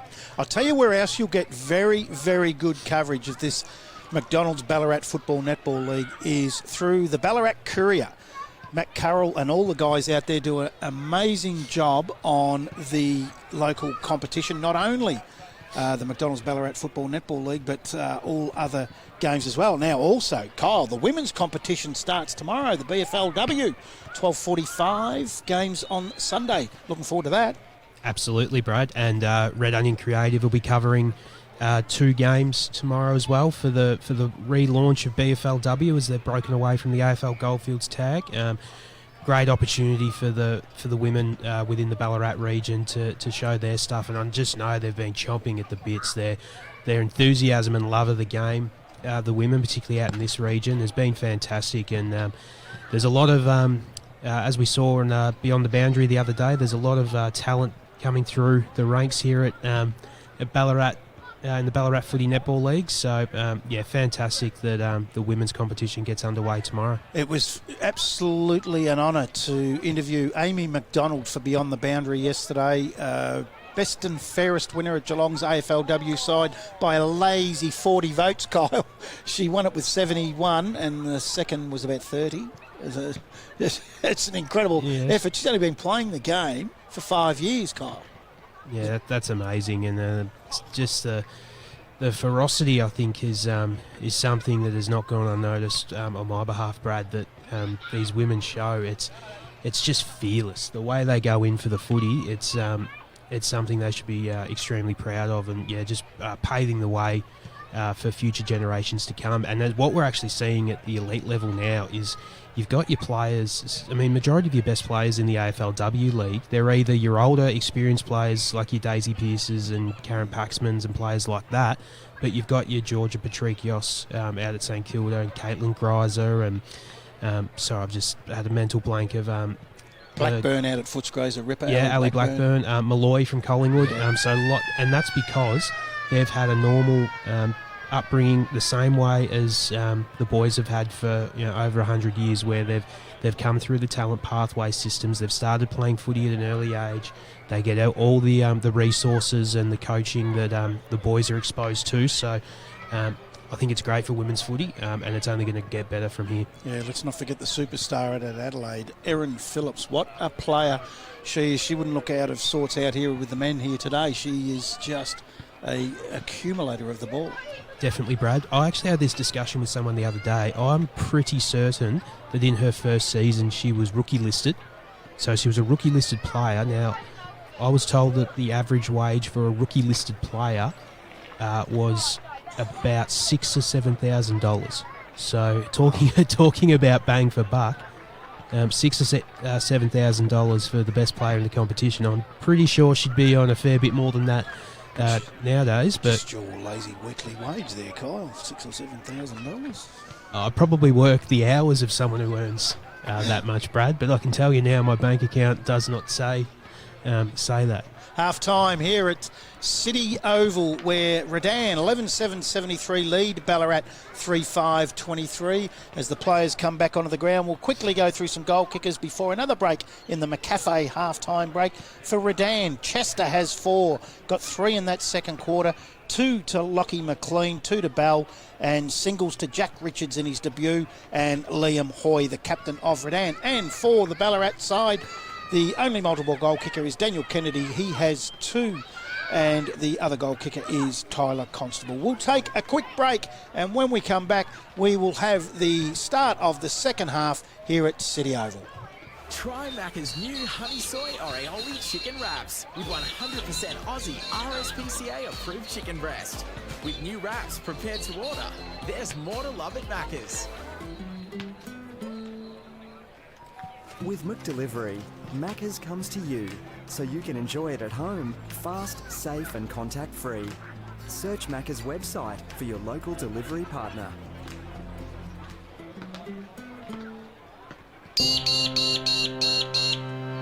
You don't give in. You don't give up. You push on when most would have pushed off. You lend a hand, whether a hand was asked for or not. It's called Aussie Spirit for good reason, because it takes spirit to get through times like these. Lucky you've got it in spades. It's what inspires us to be by your side to help. Together we'll get through this. We always do. Search Toyota, here to help. Oh, what a feeling. Toyota. Welcome back to City Oval. The players are just going through their customary warm-ups here at City Oval, and as we said, 11-7-73 Redan lead Ballarat 3-5-23. They've got a lot of work to do. I would imagine that the coach Joe Carmody was not very happy. That quarter, the Ballarat side got 2 goals, 3-2. Redan 5 straight. So both clubs have had 5 shots at goal in the second quarter, but the Redan side, Kyle, were able to hit the scoreboard straight and kick 5 straight.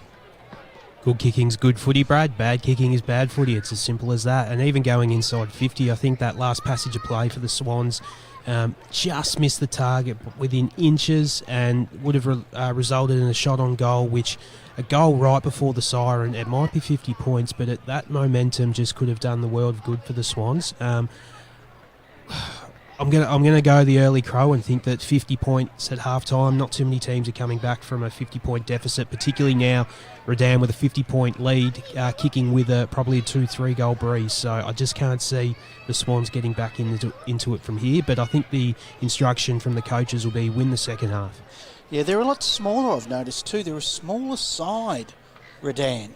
They're nowhere near as big as their Ballarat side, but they just run and run and run.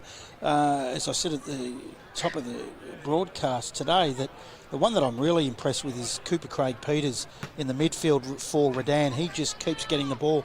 He's inside and outside, which is really good. He'll get in and under and get the hard one, and then when he's on the outside, he normally hits a target every time going forward. So yeah, he's been very good through the midfield. Having Lockie George back into the side, McLean's a good midfielder. They're really strong through that midfield. Harvey just keeps getting the ball for the Redan side as well. So their midfield are really on top, whilst for Ballarat, their ruckman is on top. Powling wins it, and I've no doubt that Giampolo, the coach, is probably saying, you know, we'll give him that, we'll give him the win. Let's back our midfield to win the ground ball, and that's exactly what they're doing as we are just about to get underway for the third quarter here at City Oval. And Ballarat Swans have a lot of work to do, and can they get back and at least make a game of it? Up it goes again. Powling, but it's George, as we said, gives it to Craig Peters, and they've sharked that ruck tap again. Goes over the back, Bell's there. He is beaten by the boy in Toby Fisher over the boundary line, and we'll have a boundary throw-in, 30 around from the Redan goal. So as we said, Kyle, straight from the start, they win the midfield ball. Exactly right. I think Powling's probably got to be a little bit smarter with the way he's hitting the ball. I reckon he's just got to try and clear the area because they're just roving to his work too much, I think. Grant gets it to Craig Peters, but the umpire's pulled a free kick out of this, and it'll go to the Swans, I think. And that will be the boy in Constable. Constable for the Swans. Goes to the outer wing position. Oh, from behind. But he finds his captain in the end in James. He goes short inboard to a teammate in Baldwin. Baldwin now, they go slow, and it's easy for Redan to push back. Beautiful kick though. Finds Dawson. Dawson now has his teammate in Liston in the middle. Takes the mark in front of Grant. Gets it back to Dawson. Dawson now will put the Swans inside 50. Can't hit Kennedy though. Jess is there to harass him. Wraps him up. Ball comes back out to Liston. Back out to the outside now to Baldwin. He's wrapped up. Liston, the tackling and the pressure from Redan has been incredible when they do have the ball, Swans. Kyle? Definitely, Brad. It's just about to say, although they've been probably well beaten in the midfield, I think Liston can hold his head high for the Swans. Craig Peters underneath that again, gets it out towards Harvey, but the Swans player beats him. He's wrapped up by Short. Another bounce down in the middle of the ground. I'm wanting Powling just to clear the area here, Brad. Punch it as far as you can inside 50 and let your midfielders run onto it. Yeah, there'll be some sort of chance there. Short actually wins that, and this one is sharked by the Swans. And again, a beautiful kick inside by Baldwin. Ball's dropped though, comes out to Constable, has an easy shot on goal. I wouldn't call it easy, but there was no pressure on him, but it's faded to the left and goes through for a behind and for the Swans. They get the first score of the third quarter, 3-6-24. They trail Redan 11-7-73. We've gone 2.5 minutes into the third quarter here at City Oval. Redan bring the ball back into play now, just taking his time. Called to play on. He does so, and that is Jenkins. Gets over the back of James, comes out to Martin on the left foot. That's chopped off. Players just knocking the ball around, trying to get free. Craig Peters is there. He can't win it. Now the Swans, can they get this back inside through Waitman? But the pressure is relentless. That time it was Barker for the Redan side. Quick hands out now. They're away, but that's a good tackle. 2 from Liston. Going forward now, the Swans towards 50. Gets over the back. Goes inside, but it's going to go over the boundary line, right in front of the scoreboard, out of side. And it might have gone on the full, and it has. And Oakley will be the recipient of the free kick for Redan. Oakley now, short along the line, carries the pack, comes out to Broadbent, quick hands over the top, running onto it and collecting it there was Bond for Redan. Now, gets back, handball back to Jess. Jess, advantage paid from a push in the back. Goes inside to Short. Short quickly handballs to the feet. Ends up out to George. George goes inside 50. Chester's there. Harvey's at the front. Gets to the front. Oh, he's ridden his Swans opponent in the back. And the umpire says no, that was okay. Lockie George, best on for you so far, Brad? Just about, isn't he? Yeah, I think him or Chester so far, but... Yeah, Chester ends up with 7 or 8 and he wins it, doesn't he, I suppose? Although you're... Oh, just as you say that, George takes it out of the ruck. He's giving away probably a foot, wins it, gets it onto the foot and finds Chester for another shot. This doesn't make it any easier to decide, Brad. Right on cue. Unbelievable. George to Chester. Yeah, George for a midfielder, and I know I haven't seen him play. There was huge raps on him, and he's lived up to what I've been told about him, and he's a tall midfielder, isn't he? He is, big body midfielder, skillful as well, so it just helps being able to go inside and out. Chester coming in for his 5th, and not a problem. Straight through the middle. Dean Chester has kicked a goal in every quarter. 1 in the first, 3 in the second, and he's got his first in the third to give him 5. Lockie George, as you said, been very, very good, as has Chester. Craig Peters is another one. Harvey, their midfield super. 12-7, 79 Redan. They lead Ballarat 3-6-24. We're gone 5.5 minutes, third quarter, on your Ballarat Toyota scoreboard. Oh, what a feeling. Toyota. Up it goes in the middle again, kicked off the ground by Jess, then gets a secondary tap over the back though now, and it's the Swans through Blackburn. Blackburn with a mongrel left foot kick, gets it back. Now this is the pressure that Redan, and it's perceived pressure at times, Kyle, that the Swans think they're under, and the umpire's pulled a free kick out of that, and it'll go to the Swans on the outer wing, right in front of their scoreboard. And again, it's Martin. He's been good, but he's turned that one over. And it's gone straight down the throat of the Redan player, and it's Waterbury. Waterbury now, taking his time. Oh, it's not Waterbury, sorry. In fact, it is Bond. Bond with a high kick up the line towards half forward. Van der Heuvel's wrapped up, gang tackled. Umpire says you had prior, so the free kick will go to the lines, and I think that might be Harvey, or could even be George. George is trying to take it, but I'm pretty certain it'll go to Lockie Harvey. No. Andrew Harvey, no, it'll be George. So George out of side, in between wing and half forward. Getting some directions from his coach, Gian Pola, where to go with it. Sits it up, looking for McLean. Sutton's at the back for the Swans. He's wrapped up. We'll have a bounce down, 60 metres around from the Redan goal.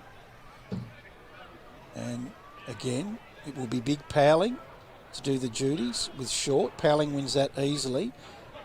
Now it's handball just given away then by Baldwin.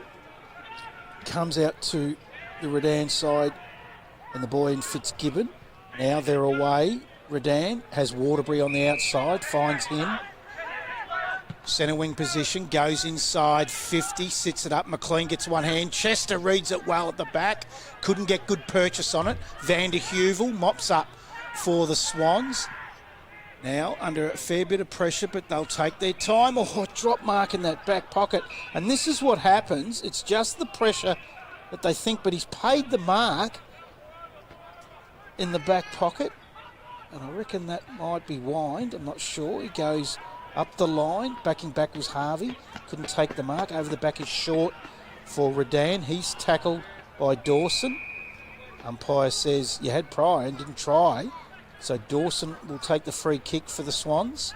Tell you what, Bailey Heuvel from the Swans, he's been massive for them. I think they'd be even further behind if it wasn't for some of his efforts. Sutton brings the ball in looking for Kennedy. Kennedy drops it, gets onto his left foot though. Has a shot at goal, misses everything on the full. Yeah, I agree. I think Vandy Heuvel, he just he backs back, he's strong, and apart from that one on the boundary in the second quarter, he's a nice kick of the ball. Oh, that comes in dangerous, but finds Jess. Jess will take them outside 50. Jack Richards just nudged smartly under the ball by Waitman. Waitman for the Swans, centre wing position, commentary side of the ground. 9 minutes gone, third quarter. Goes inside 50. Good mark in a 1-on-2 in the end, but the kick was so well weighted. And the Swans player reading it best was Blackburn. No, it's Bishop. So Bishop hasn't troubled the scorers today. He'll have a shot. He'll kick that from about 40, 45. I don't think distance would be the problem. Accuracy will be the question, and he's missed that to the right. So Mitch Bishop still hasn't troubled the scorers. Inaccuracy has been a bit of a villain for the Swans today, and that takes them on to 3-6-24. They trail Redan 12-7-79. We're gone 9.5 minutes, third quarter. Quickly coming in for Redan is Jenkins and finding Waterbury. Waterbury, right back pocket, kick it up looking for his coach from behind, and taking a very good mark for Ballarat is Blackburn. His name written all over that. Quickly inside 50, hoping on a mark. Carries the back of the pack and running into an open goal. I think that might have been Martin or Baldwin. I will get the glasses on that and we'll see who that was. I reckon, yeah, it was. It was Grant Baldwin. Gets his first for the day for the Ballarat side. Saying it's a much needed one is probably the understatement of the day. That takes them on a 4-7-31 Ballarat. They trail Redan 12-7-79. We've gone 10.5 minutes, third quarter, on your Ballarat Toyota scoreboard. Oh, what a feeling. Toyota. Correct me if I'm wrong, Brad, but I'm not 100% sure whether the Swans have had back-to-back goals all day. So back-to-back goals here would be massive for them, just to have any sort of a chance of getting back into this game. Craig Peters is not going to let them do that as he drives them inside 50 with a nice little kick out in front of the boy there in Bell. He's wrapped up. Ball up. Jack Richards is there. Vandy Heuvel as well. We'll have a ball up 50 around from the Redan goal. It'll be short and Powling. Powling for the Swans. Bell ends up going up, grabs it out of the ruck, gets a quick kick forward, but it's all wrapped up on the outside. Looks like Ponga. He'll go to the outside looking for his captain in James. James now goes up the wing and finding his teammate in Kennedy. Kennedy quickly onto the left foot. Spike hasn't been too bad, and I think you might have said that earlier in the call, is Will Liston. Liston now goes inside, sets it up. Oh, was he pushed in the back? Umpire says no, let's play go on. Handball at the back over the head of Grant. Quick kick comes out, goes forward. Bounces in the middle of about 3 or 4 players. Quick kick picked up by Bishop, and Bishop snapped one, and they've got the 2 in a row you asked for, Kyle. Could that be a little resurgence, something special like that? Great goal from Bishop. Could that be exactly what the Swans need to get back into this game? They still got a long way to go, but it's been a better last few minutes, and I think we just spoke about it. Liston has been huge these last few minutes. He's always involved in some of their scores. I feel like he's not a world beater with just ball in hand, but he's quick with his hands and makes good decisions. So everything you want from an inside mid. Ballarat 5-7-37. They trail Redan 12-7-79. 12.5 minutes gone, third quarter on your Ballarat Toyota scoreboard. Oh, what a feeling. Toyota. And they will get the ball out of the middle again through their captain, who's lifted in James. Goes forward, not a great kick, just not hitting Dawson. Gets around the shins, ends up barricading off. Now back to Dawson, he's wrapped up. Grant's in there for Redan. The umpire is circling. I think he'll ball this up. He will. He's about 60 around from the Swans goal. They've got back to 42 points. They did get out to 50. They've still got a fair bit to do, but as you said, they've got 2 in a row. At least that's a start. Up it goes. No one takes it. In the end, Powling just takes it out after the bounce. Goes up towards Bishop, beats them all, hits over the back, and Crawford takes the mark. And Kyle, they're going to shoot for their 3rd in a row. They're chipping away at this lead, Brad. I reckon if they can get the lead, just keep chipping away this quarter and get it within around sort of that 28 to 30 point margin going into the the final change, they might be within a chance. Crawford comes in for his first of the day, and he's got it. 3 in a row to the Swans. And a mirror imaged from last week, where their first half wasn't great, the Swans, and mirror imaged for Redan, where they were all over their opponents, Mountain South, and they come back. So could it be 6-7-43? The Ballarat Swans trail Redan 12-7-79, 14.5 gone. 3rd quarter on your Ballarat Toyota scoreboard. Oh, what a feeling. Toyota. Short and Powling. Powling wins it. Umpire pulls a free kick of shepherding or blocking. Swans are away. He's called him back. James gave it to Waitman. Said no, Powling will have to take the kick. Now he gives it to Waitman, who runs around the back in front of Bond. Lowers some eyes, finds his captain in James. As we said in the call earlier, he really has lifted his side in the middle, and that's what they needed, a midfield to start getting their hands on the footy. The kick's not great. Goes inside 50. Players all over the ball. Waitman again. That's Liston. He's in there. You're spot on there, Brad. The midfield started to get on top for the Swans, and it's no wonder they've hit the scoreboard the last few minutes. We have a bounce down. We're only about 35 metres around from the Swans goal again. It's Dawson doing battle this time with Short. It spills free. All wrapped up is the young boy for the Swans, and we're going with Pongo, as we've said. That's who he wasn't named to play, but he's listed in the record as number 55.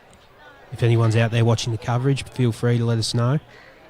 Again, nice little tap out the back then from Dawson in the ruck for the Swans. Finds that Pongo again. I reckon he copped one high then too, so probably a bit unlucky. Again, Dawson wins the tap. Goes forward, but it's Craig Peters. Flicks the ball out. Now they get outside defensive 50. But there's that man. It's been good all day for the Swans. Is the big fella in Van der Heuvel. He takes the mark. Goes to the outside. Now the Swans inside 50. Looking for a forward, but diving in is the Redan player. Again, we'll have a bounce down. We're about 30 metres out from the Swans goal. Well, 4 in a row would have been a pipe dream, but they are a chance to get it. Up it goes. Again, Dawson wins it. Flicks it out the back, and it's James again. Beautiful handball to the outside to his teammate, and Baldwin has a left foot shot at goal, but misses to the near side. 6-8-44, the Ballarat side. They trail Redan 12-7-79. We're going nearly 19 minutes, 3rd quarter. Redan's ball movement's just slowed down a little bit as well, Brad, which is making things a little bit difficult to break through this Swans defence. Waterbury brings the ball into play, looks for his coach, Giampolo. He takes it, just goes outside 50. Diving mark is Lamb for the Lions. He'll go short. Finds his teammate in Grant. Grant outside now, out of side. Finds Harvey. Been good too. He's another accumulator of possessions, is Harvey. He'll go short. They're just going to try to control the footy, looking for Short. Drops the mark. Harvey butters up. Crumbs it, but the Swans pick that up to Dawson. Dawson's gang tackled though, and it's all wrapped up. Oh, the umpire's paid. You had Pryor, and Dawson's asking why, and the free kick will go to Lachlan McLean for the Lions.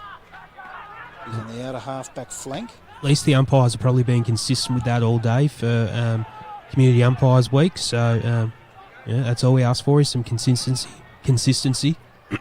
Kicks it up the line, but it's Fisher. He wins it for the Swans. Handball back to that man in James. Gives it to Waitman. Waitman goes inside.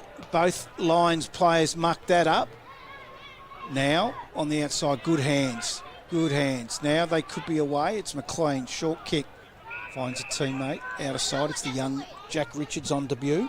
I was going to call him Ted Richards, the ex-bomber and Swan. Jack Richards, under 19 captain here at Redan, goes up the wing. Powling can't take the mark, comes forward. A lot of players around that. Lions asking for incorrect disposal. Done a few nice things, young Richards from Redan. Hasn't had a heap of the footy, but he's done a few things that suggest that he's going to be a good player in the future. Certainly has. Powling wins that one. Again, the captain, James. Quick kick forward, but it's all Redan.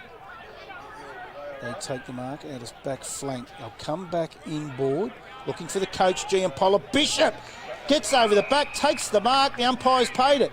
Quickly on, inside, and finds a teammate in Lawson Prendergast, who has marked 15 metres out directly in front. This will be the fourth in a row, Kyle. Brad, I might be made to eat my words here, because when it was a 50-point margin about 10 minutes into this quarter, I thought, no one's coming back from 50 points down 10 minutes into the third quarter, but they've just chipped away, and this will be massive, this goal, if he can put it through. And he comes, and he's got it. He's got him up and about in the crowd now too, because he has got his first Prendergast, and that is their 7th or 6th.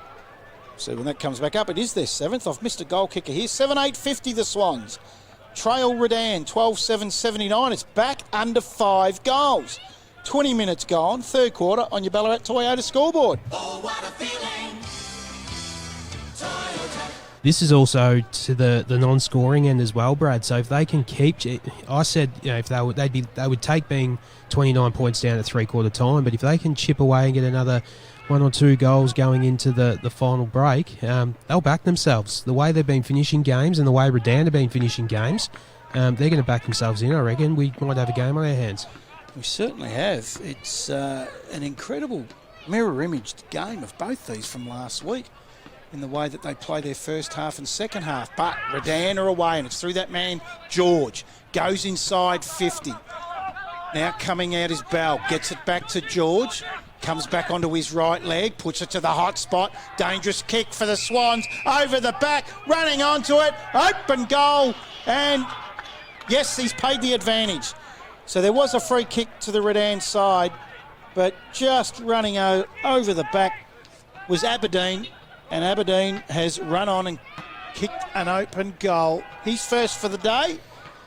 And just against the flow of play, I would say that is, Kyle. They just got one when they needed it to settle them down. Yeah, they certainly did need that one. And again, they just have that cushy little 6-goal gap. It's a massive difference. Over 30 points, under 30 points can be a big difference mentally. 21 and a half gone, third quarter, 13-7-85 Redan, lead Ballarat 7-8-50. That's on your Ballarat Toyota scoreboard. Oh, what a feeling. Toyota. Back in the middle, up it goes. Oh, Powling gets up high, but it's that man again, George. Bustles through 2 of them. Dusty Martin just gets it inside with an absolute beautiful pass. Lace out for the young fella there, taking mark. Isaac Granton will shoot for his first for the day. What midfield play that was, Kyle. All his Redan teammates getting around him, and he's henched over, Robert Harvey style, just gut running, bursting through with power. That's what you want your big on-ballers doing. Yeah, and he comes, Grant. Oh, that's a mongrel floater, and it hasn't made, it has just got there for a behind. Yeah, George, these sort of players, the real good players, just know when to stand up and do what needs to be done. He just ran through 2 players and lace out to the young Grant, but he was unable to capitalise as the Swans bring the ball back into play. And it's that man again, Van der Heuvel, as we have said time and time again, impressed with his game, particularly his marking. Quickly now he'll go up the line. Gianpaolo from the back, can't take the mark. Young Richards is there for the Lions. Ball goes out over the line. And he's picked a free kick out of this. It'll go to young Richards in his debut on the outer wing. Sits it up between wing and half forward. Bond can't take the mark.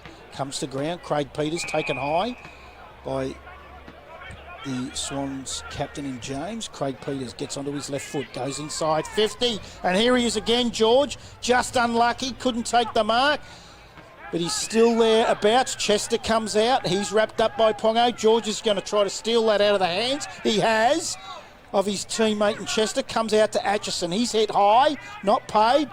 The Swans, the great tackle from Grant.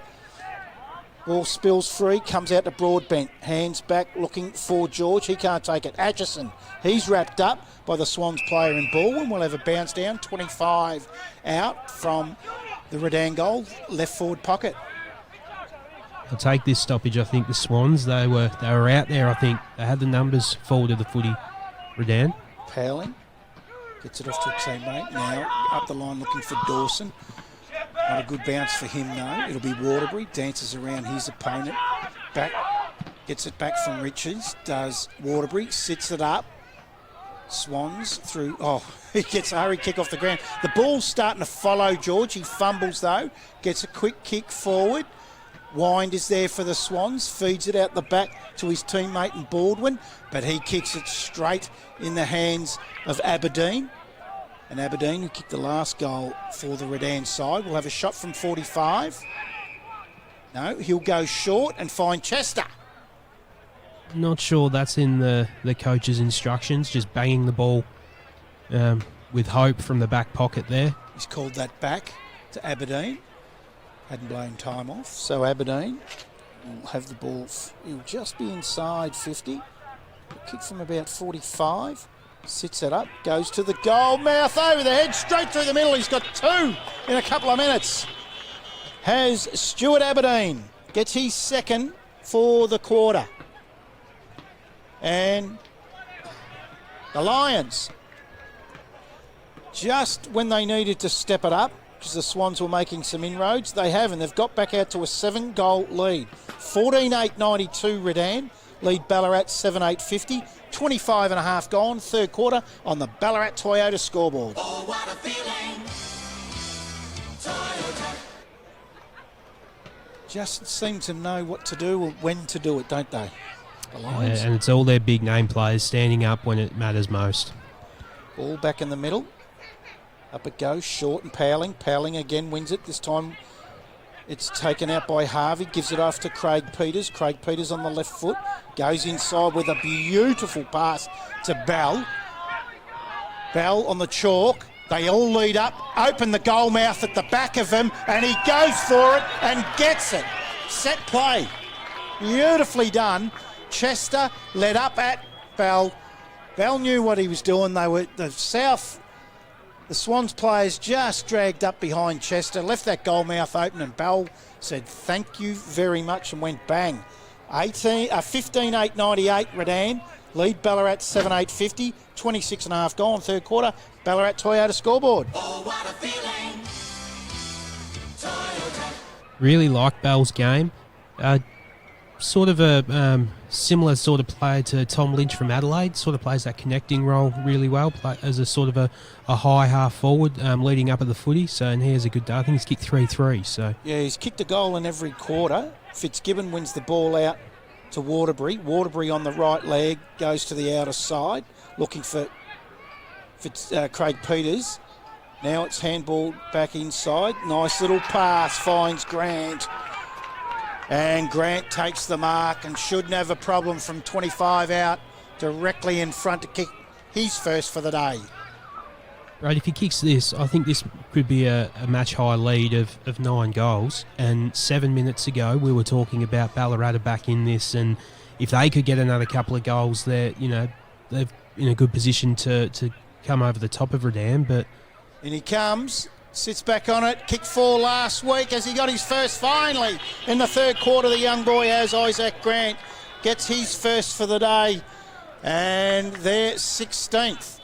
That has been a goal fest, as you said, Kyle, and I'll tell you who'd be liking that, and that would be Ballarat Toyota. Oh, what a feeling.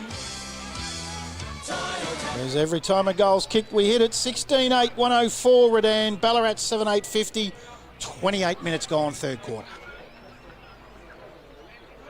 yeah, fantastic 7 or 8 minutes here from the Redan players. Just foot on the throat when needed. Up it goes, Powling again. But it's going to be George again. He gets quick hands out, tackled into the ground. Umpire said incorrect disposal. Free kick to Kennedy. Will come back in the middle of the ground for the Swans. He'll go onto that left foot.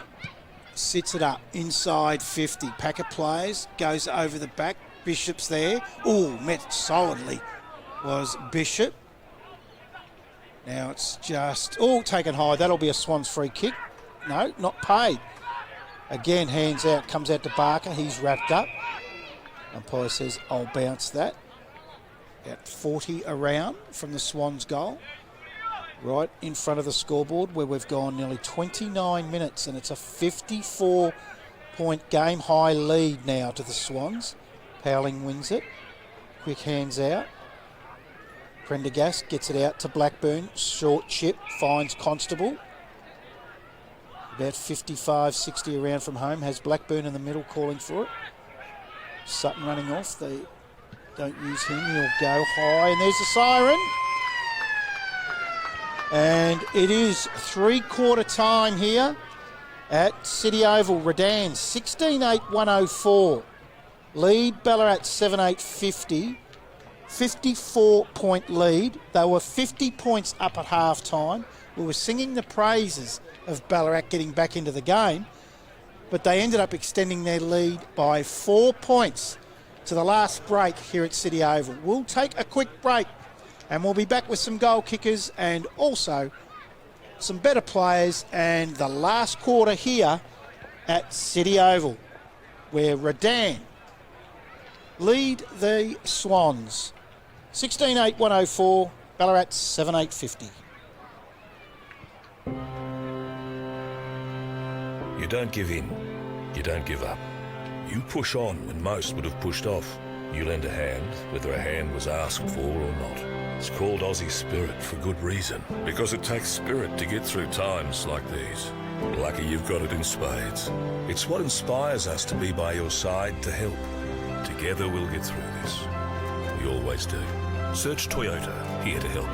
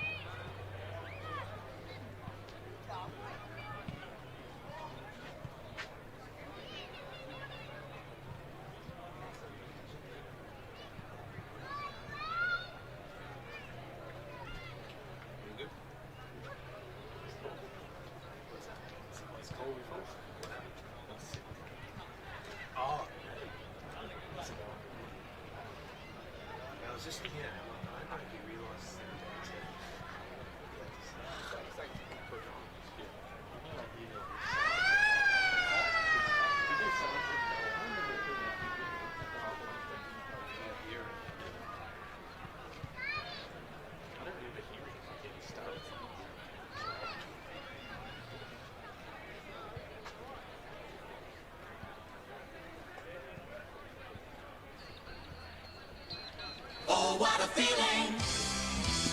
Toyota. Welcome back to City Oval here at Redan, where at the moment, three-quarter time, they're coming back out into their positions. 16-8-104 is Redan as the Swans are 7-8-50 quickly around the grounds. Lake Windaree 10-14-74 lead North Ballarat 8-6-54. East Point 12-12-84 leads Sunbury 6-11-47. Melton 8-8-56. Now trail by 1 point Sebastopol 9-3-57. And Melton South are in front at three-quarter time 11-4-70. Lead Bacchus Marsh 8-14-62. Is it going to happen? But more importantly, early in the last quarter, the Gold Coast Suns 22 points up over Collingwood. Don't you love it? If Collingwood go 1-6, does Buckley keep his job too much longer? I think 10 years at the helm, so close yet so far to a premiership. I think it's time to move on to another coach. I think it's time to start again at that football club. I think Being the player and the person and the Collingwood person that he is, they'll never sack him mid-year. He'd see his year out. There's no doubt. And Collingwood wouldn't do that to him. They owe him more than that. well, I mean, no one's bigger than the club in my opinion. I totally agree, but we're talking about Collingwood. Why he might not be safe is Eddie's not in the helm. Oh, great tap from the big fella in Powling out to Liston, but he's tackled. Now it comes forward for Redan. Oh, Martin beautifully collected, gets to Blackburn to Dawson. Dawson now hands out to Sutton. Sutton will go back inboard. Bishop drops it. Quick hands out. Now Atchison's wrapped up. Has Fitzgibbon on the outside, but it's cut off by Blackburn for the Swans. Finds a teammate short in Prendergast. That's Carter. He'll go short again, in between wing and half forward. Kennedy on the left foot, met heavily by George, but he gets his kick away, looking for Waitman. Jess wins it, back to George, has no one to go to, goes to the boundary. The umpire has no other option than to give that deliberate. Like Blackburn's delivery by foot, Brad. From the Swans. Probably just hasn't got enough of it today, though, for my liking. Dawson goes inside 50 with a nice little chip kick, and Ballarat will have the first shot on goal, and that'll be through the other Prendergast in Lawson. Yeah, he's a good player, Blackburn. I thought he was very good against North Ballarat last Saturday night too.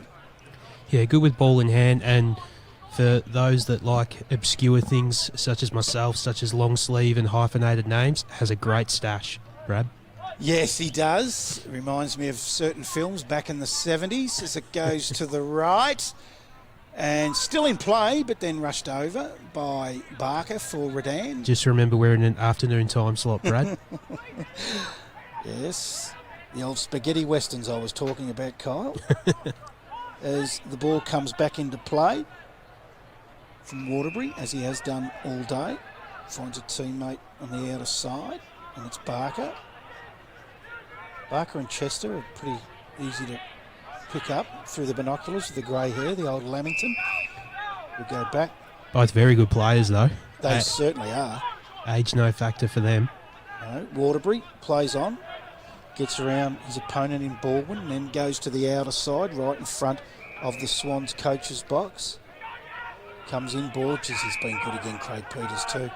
Gets onto that left foot. Very hard to tackle. He's one of those players. Oh, Atchison from behind. Couldn't take it. Grant wins it. Has Bond in the middle. Goes to him. 60 around from their goal now. Bond. Umpire tells him to play on. Sits it up towards Bells at the back. Chester's there. Gives it off to Fitzgibbon. Fumbles. Gets it back to Fitzgibbon. Left foot. Comes back inboard. Looking for young Broadbent. He can't win it. And the Swans are out of defence. Goes over the head of Jess. Now it's picked up by Jenkins. He'll send it back inboard. Beautiful kick. Finds his ruckman in short. Short to Waterbury, who's come up the ground. Lowers the eyes. Sits it up. And they're going to get another go at it, Redan. Geez, they're a good side by foot, Kyle. They don't turn it over too often. They are, and what's good for them as well is they'll have confidence at finals time. Finals footy today is almost the epitome of finals footy. It's fresh green grass, it's bright sunshine, perfect footy conditions. But I just can't get over how good they've been going inside 50 with ball in hand. Grant comes in. He's going to miss that to the left. Might miss everything. Comes off the hands of Wine. Recovers. Quick kick out, but it's comes out to the boy in Pongo. He'll bring it up wing outer side of the ground. And that's Constable for the Swans. Has players screaming for it on the inside. That was Prendergast being one of them. Wasn't real happy about not being used. Goes up the wing. Ball out of bounds. We'll have a boundary throw in. Outer wing. And right now we've gone nearly 4 minutes. 53-point lead to Redan. In it comes. Short.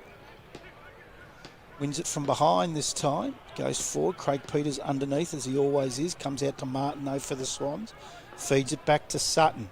Sutton lowers the eyes. Finds his captain in James. Again up the line. Swans just chipping around trying to control it. They do. And find Waitman. Waitman in between wing and half forward. Sends him inside 50. Packer players fly over the back. Great roving, but has turned it over, has Fisher. And Redan will come out this side, but it was the Swans player, but wasn't able to be clean enough. Kicked off the ground by Waterbury, and that's Blackburn that tackles him. Umpire says you're through that on the tackle. Blackburn will be the recipient of the free kick. Great contest there between the two players. Both never gave up. Great tackle, but good follow-up work. Redan. He's tired. He's tired. I think he's cramping as we speak. Comes out to Sutton. Sutton, lucks of fortune, able to go forward. One-handed attempt there by Crawford. Ends up with it. Comes back out looking for Constable. He takes the ball out over the boundary line. We'll have a boundary throw in, 35 around for the Swans goal. He might need to go and see Ballarat Sports Medicine for a Ballarat Sports Medicine injury update during the week, Brad. He's got to do something about that cramping, Blackburn, I think. He looks very fatigued. James is there for the Swans. And so is Short for Redan. We'll have a bounce down, 40 out from the Swans goal. It's won by the big fella again. And Powling will have a stoppage. Another bounce down. I'm just looking, and there I've found him. Hadn't seen Lachlan McLean for a while for Redan, and I've just found him on the field. I thought he might have been off the ground. He's not. Powling wins it, and there is McLean. Wins a clearing kick up towards 50, looking for Harvey, but a good mark for the Swans. At the back was Baldwin. He's a nice kick of the ball. He is. He's been okay today. Probably not as good as last week. He's a nice kick. He'll kick that from 52. He's not going to make the distance. Coming from the side was Crawford. Got his hands on it. Unable to take it. Goes over the line. And we'll have a kick in and behind for the Swans. And it'll be Zach Jenkins bringing the ball back into play. Has Fitzgibbon all on his own here. He's not going to go to him. He's going to go short to the outer side. And it's another one of the boys with the long hair and the headband, which is a few of them. Now Fitzgibbon wins it in the end. Goes up the wing looking for Harvey, finding him. Has George wide, but he tries to take on Powling, as a lot of players do when it's a ruckman coming at them. And Powling gets the free kick. Tried to milk a 50 from Harvey moving on the mark. Powling goes forward, sits it up, goes over the back. Jess is there. Picked up now for the Swans. Comes out to James. Lovely right foot snap. Gets his first for the day. And he's been very good since half time. And James gets his first. Got him back into the game in that early part of the third quarter. Did Sam James. And the Swans go on to 8-10-58. They trail Redan here in the third quarter, 16-8-104. We're gone 7.5 minutes, last quarter, on the Ballarat Toyota scoreboard. Oh, what a feeling. Toyota. I tell you what, Brad, there was a lot of similarities there from Powling and Brad Otten's in his prime. Both number 6, Sixes, both big yeah. ruckman, Yeah. similar looking players. Powling wins it again to James. James out to Dawson. Dawson with a hurried kick to the outside. Pongo, he's met by Craig Peters, but the umpire says he didn't have the ball. He'll get the free kick. He's a little confused where to go, so he takes them on. Good run, but sits the ball up. Jess is able to mop that over the back behind Waitman. Jess been pretty good up back, Jack Jess, today. Just reliable. Nice kick to the outside and finds Harvey. Might win a 50 here. Umpire says no. Harvey's quick to play on. Gets the ball up towards 50. Goes inside. Grant's there. Comes forward. Grant ends up with it. Handballs to no one in particular. Mopped up by young Richards. He's turned it over. Gives it straight to James for the Swans. James now lowers some eyes to Liston. Just outside defensive 50 for the Swans. Liston. He'll go short. Out of side. It's been good, Liston. He has. He's really tried, hasn't he? He has, yep. He runs hard. Comes out to Van der Heuvel. He's been very good. He'll go wide. They're just sort of keeping hold of the ball, waiting to get forward. They have Sutton inside. Doesn't go to him. Goes to James, who's had a lot of it since half time. James now. Short kick up the line. Finds Constable. Out of side. Oakley mans the mark on him. Told to stand, and he does. Constable now. High kick. Just inside 50. Comes to the front. Is that Liston or Waitman that time? Gets a kick towards an open goal. It's gone through. What a goal. And it was Liston. He is everywhere. He just won the ball in the back half. Gets himself forward. Crumbs. And kicks a wonderful goal to get his first. He's first for the day. Will Liston. Very good game, as Kyle just said, and that takes Ballarat on to 9-10-64. Trail Redan 16-8-104. 10 minutes gone. Last quarter on the Ballarat Toyota scoreboard. Oh, what a feeling. Toyota. Good reward for effort there for Liston, as we spoke about. He's tried all day. He's been great for the Swans. Probably just played a lone hand in that midfield for most of the day. Certainly has. He gut runs as Peters brings it out on his non-preferred right of the middle. Goes forward looking for Bell. Bell leads Van der Heuvel for the race. Then a beautiful right foot kick around the corner and finds Chester. Chester, who's kicked a goal in each quarter. One in the first, 3 in the second and 1 in the third. And he'll shoot for his 6th and make it kicking a goal in every quarter if he does. I tell you what, Chester, when getting some space on his opponent, he starts level with his opponent. Within a second, he's got 3 metres on them. He's so quick off the mark. He's missed that to the right. He's probably kicked about as many points as goals. So he's probably got 5-5. I think you're right there. I reckon he's had close to 10 shots on goal. It's been good. He's got an incredible leap. He's just someone that stands out that you think he is going to take mark of the year. As Sutton will bring the ball back in for the Swans. 11.5 gone last quarter. He has Liston out, but he goes longer to Wine. It's been okay up back. Wine, indecisive, but finds Blackburn short. Richards told to stand on the mark, and he does. Quickly plays on now. Does Blackburn, sits it up, but it's all Redan. And he's just made it easy for George to take the mark. Loved his game, his return game. Fourth. He just says to his teammates, let's just slow it down. Let's just look to kill the game now. I mean, they've got clearly a comfortable lead. So 4th in the Henderson medal of 2019 was Lockie George. Chester's had another go at it. He's just going for mark of the year. The Swans win it, and it's Dawson. Quick hands off. Now they're away, in through the middle. Kick to a one-on-one did Wine.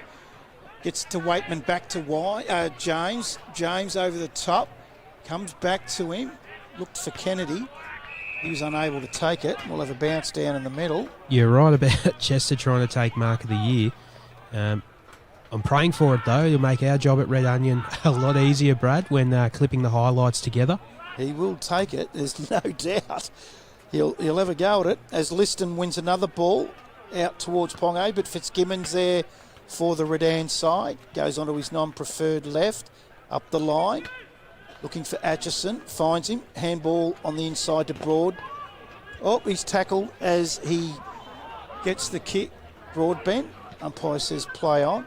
Goes forward now. High over the back. Chester. Oh, both taken high and holding. They're all Sutton screaming for a free kick, and it's ended up a free kick to Bell. I reckon there were 3 free kicks missed. 2 to Sutton and 1 to Chester, and Bell ends up with it. Tell you another thing Chester's very good at. He's very Shane Mumford-like when he attacks the footy. Just accidentally gets someone, legally of course, but he makes sure that they earn it on the way out. Bell tried the old left foot snap, kicked the belly of the ball, went straight up, went to the far side. And a behind. 3 goals 4 for Bell, I reckon, today. So, again, could have had a much bigger day, but he's still been great. Swans bring the ball back into play to the outer side. Fisher goes short to the other Fisher in Toby. He'll go short as well. And that will be Liston, is it? He'll go short to Bishop. 4 kicks inside defensive 50, and it's still there. Bishop now. He'll go to the outer wing with a high kick, looking for a big mark, and it is Van der Heuvel.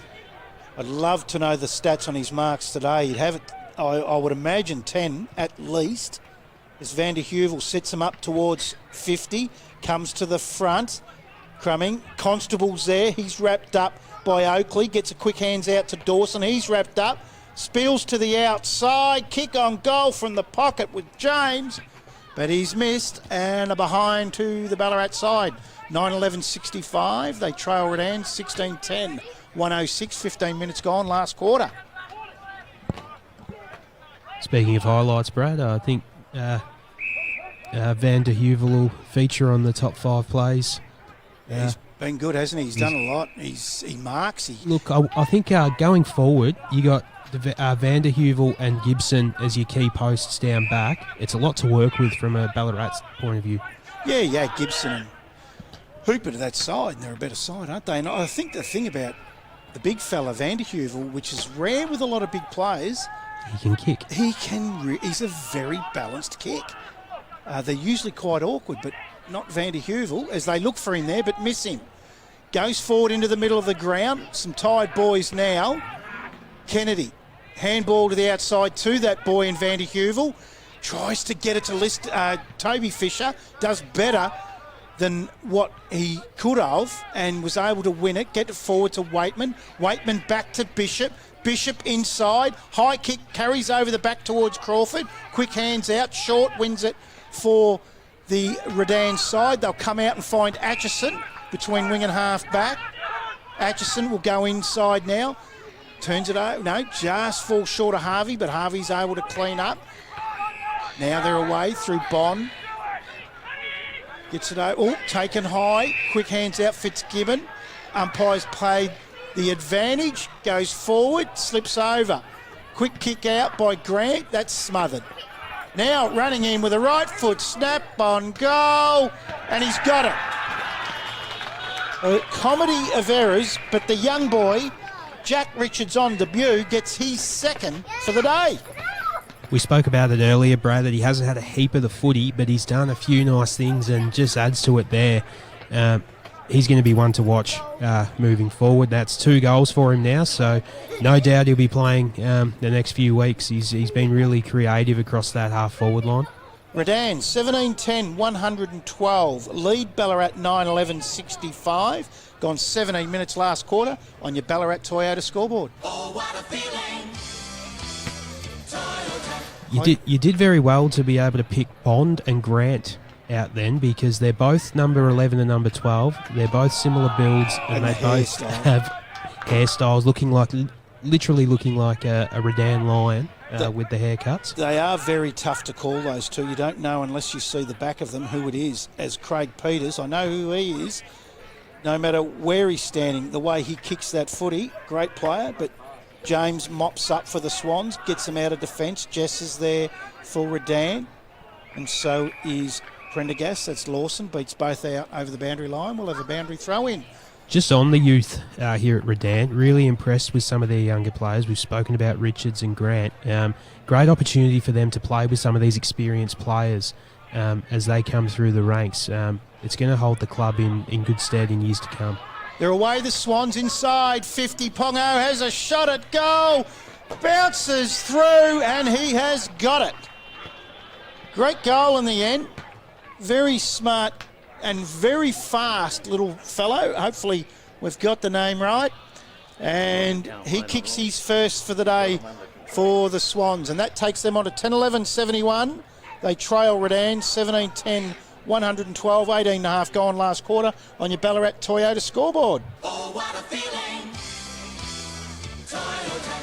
Yeah, you're right. They've got some good kids. I've been out here and watched them train a few times, Redan. And they're very, and I remember watching them the first time, I thought, gee, they're very slick with their feet.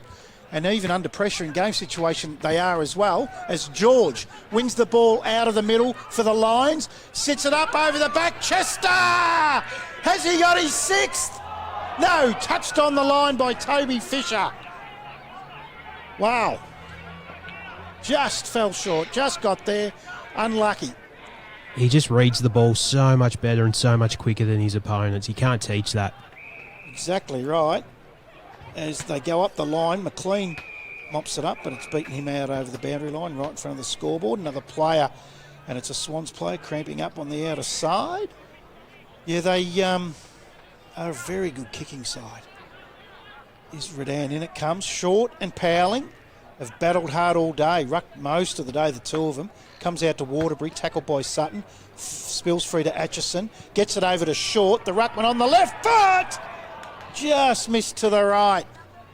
And another behind to the Redan side. 17-12, 114. Lead Ballarat, 10-11-71. 20 minutes gone last quarter. So Fisher, I think that is, bringing the ball back into play, looking for Dawson and Van der Heuvel. The umpire's pulled a free kick out of this, and I reckon it might be Van der Heuvel that wins it. He was pushed, yep. He'll go short to Blackburn. Blackburn, in between wing and half back, goes up towards the wing, just kicks that in between players, ends up in the hands of Bond. Bond with a high kick, looking for George. A lot of possessions. George, beautiful weighted kick to Chester, but the response from the Swans was good. He's paid a free kick against Chester here, and it will go to the Swans in the right back pocket. Looks like Blackburn. And Chester's letting the umpire know there was nothing wrong with what he did. Not happy. Now he's asking the question. I think I was spot on with my Shane Mumford comment, Brad. He does want to take a few bodies on the way through, which he does it legally, so it's a contact sport. Nothing wrong with it in my eyes. I reckon he might have been grabbing at the right hamstring, Chester, just quietly as well. And he led out to that. The ball spills free to James. James, nice little kick. Gives Crawford a real chance at it, and he takes the mark. It's a 1-on-3 here, though, when he goes forward. Punch from behind from the Redan side. Well mopped up by Constable. Has the player on the outside, ends up in the hands of Prendergast, has a right foot snap at goal. It's not going to bother the scorers at all. Right forward pocket goes out over the line in front of Jess. We'll have a boundary throw in, right forward pocket. Yeah, just keeping an eye on that one for Ballarat Sports Medicine, Brad. He is limping a little bit. He has waved off the trainers, though, so hopefully he's okay. Yes, you will wave him off late in the last quarter when you've got 5 to your name, as Craig Peters gets a hurried left foot kick out of defence for the Redan side, and it beats Sutton and Grant out over the line. We'll have a boundary throw in. Right half forward flank for the Swans. Gone 22 minutes into the last quarter here out at City Oval. It's been a great game of footy, although the scoreboard might say it's a big margin of 43 points. It's been a great game to watch as it comes in. Again, Craig Peters just lifts that shoulder a la Selwood style to try to get a high free kick. Atchison wins it inside 50. Blind turn, beautiful handball out to Broadbent. Runs into an open goal and doesn't have a problem, the young boy. And kicks a goal, and his first for the day. Redan, again, just a good kicking side. There's a lot of players out through the middle now, even cramping up. Jess is one of them. And Oakley's going to the bench and starting to get leg weary, as they would. It's been a warm day for Ballarat. 18-12, 120 Redan, 10-11, 71. 23 minutes gone last quarter. That is on your Ballarat Toyota scoreboard. Oh, what a feeling. Toyota. 49 points now to the Lions. Waitman taken high on the way down. Gets the free kick in front of Waterbury. Gives it off now to his teammate in Prendergast, which is Carter. Nice mark inside 50. And we have really sung the accolades of this big fella all day. They've moved him forward. I like that. He's played up back. He's gone forward now and been able to clunk a mark. Big Van der Heuvel. I was just thinking then, he's actually reminds me a little bit of a Jeremy McGovern type. Doesn't necessarily look like he's got the athletic build of a footballer, but by gee, he's just so good in the air and reads the ball so well. He's kicked the floater, the old pie floater. Now, that's another leg injury to the Swan running out at that. I'll see who that is in a minute. I think it might have been Crawford. He doesn't look comfortable at all. Blackburn wins it. Now they're inside, and it's Liston. He'll have a shot at goal. Sits it up, misses to the right. It's Cramp again, and they are going down like 9 pins here. And it was Crawford with the right foot. Cramp. Ball comes into play for the Lions. It's short on half-back, just outside defensive 50. He doesn't know where to go. He's going to go inside. Beautiful kick. Finds McLean. McLean now on the trusty left foot. Has a player on the outer side. Long kick and perfect to George. Steps inside Dawson. Lowers eyes. Now with a magnificent kick to Isaac Grant. Taking the mark inside 50. He'll kick from 40 for his second for the day, Kyle. He's been really impressive, Grant. Was a 4 last week. Yeah. So last few weeks been massive. Another one of those younger players for the Lions. Really silver platter service from Lockie George, wasn't it? Just a great kick from McLean to the outside. George steps around Dawson and then bullet-like, lace out to Grant, and Grant kicks his second. Great football, the Lions. 19-12, 126. Ballarat 10-12, 72. We've gone 25 quarter minutes. Last quarter on your Ballarat Toyota scoreboard. Oh, what a feeling. Toyota.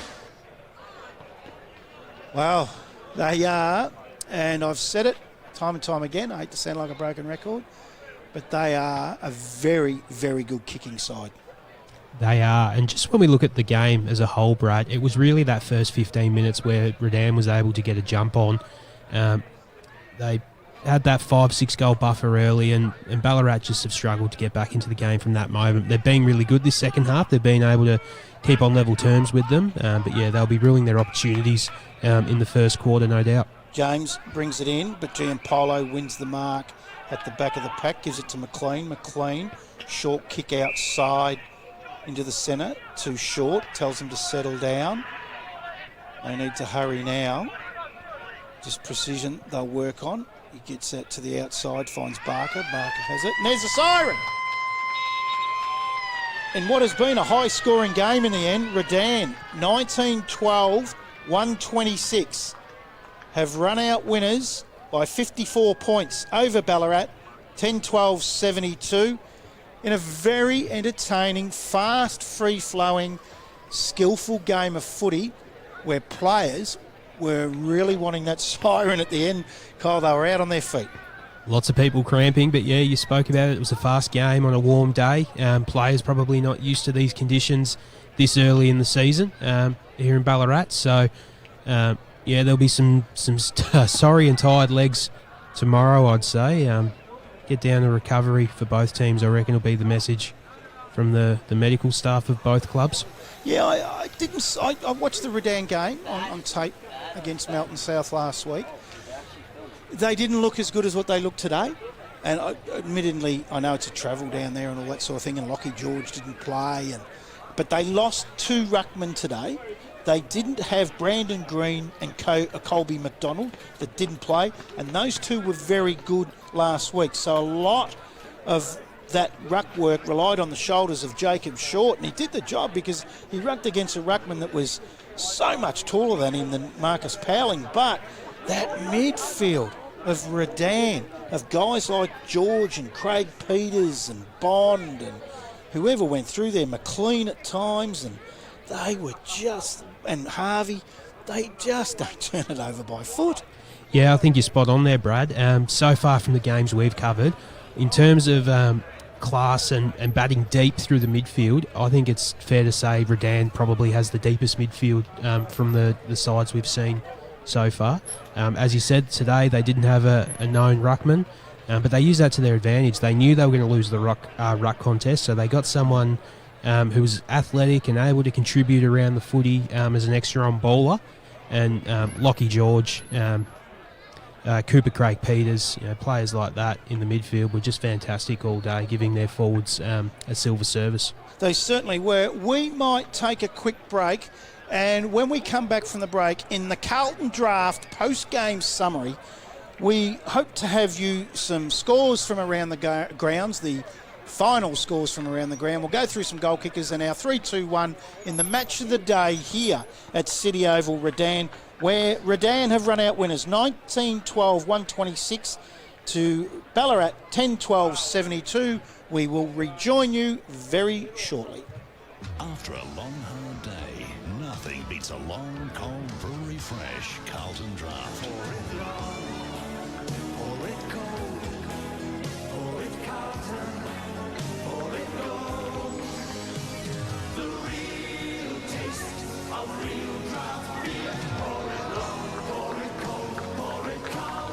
Celebrate.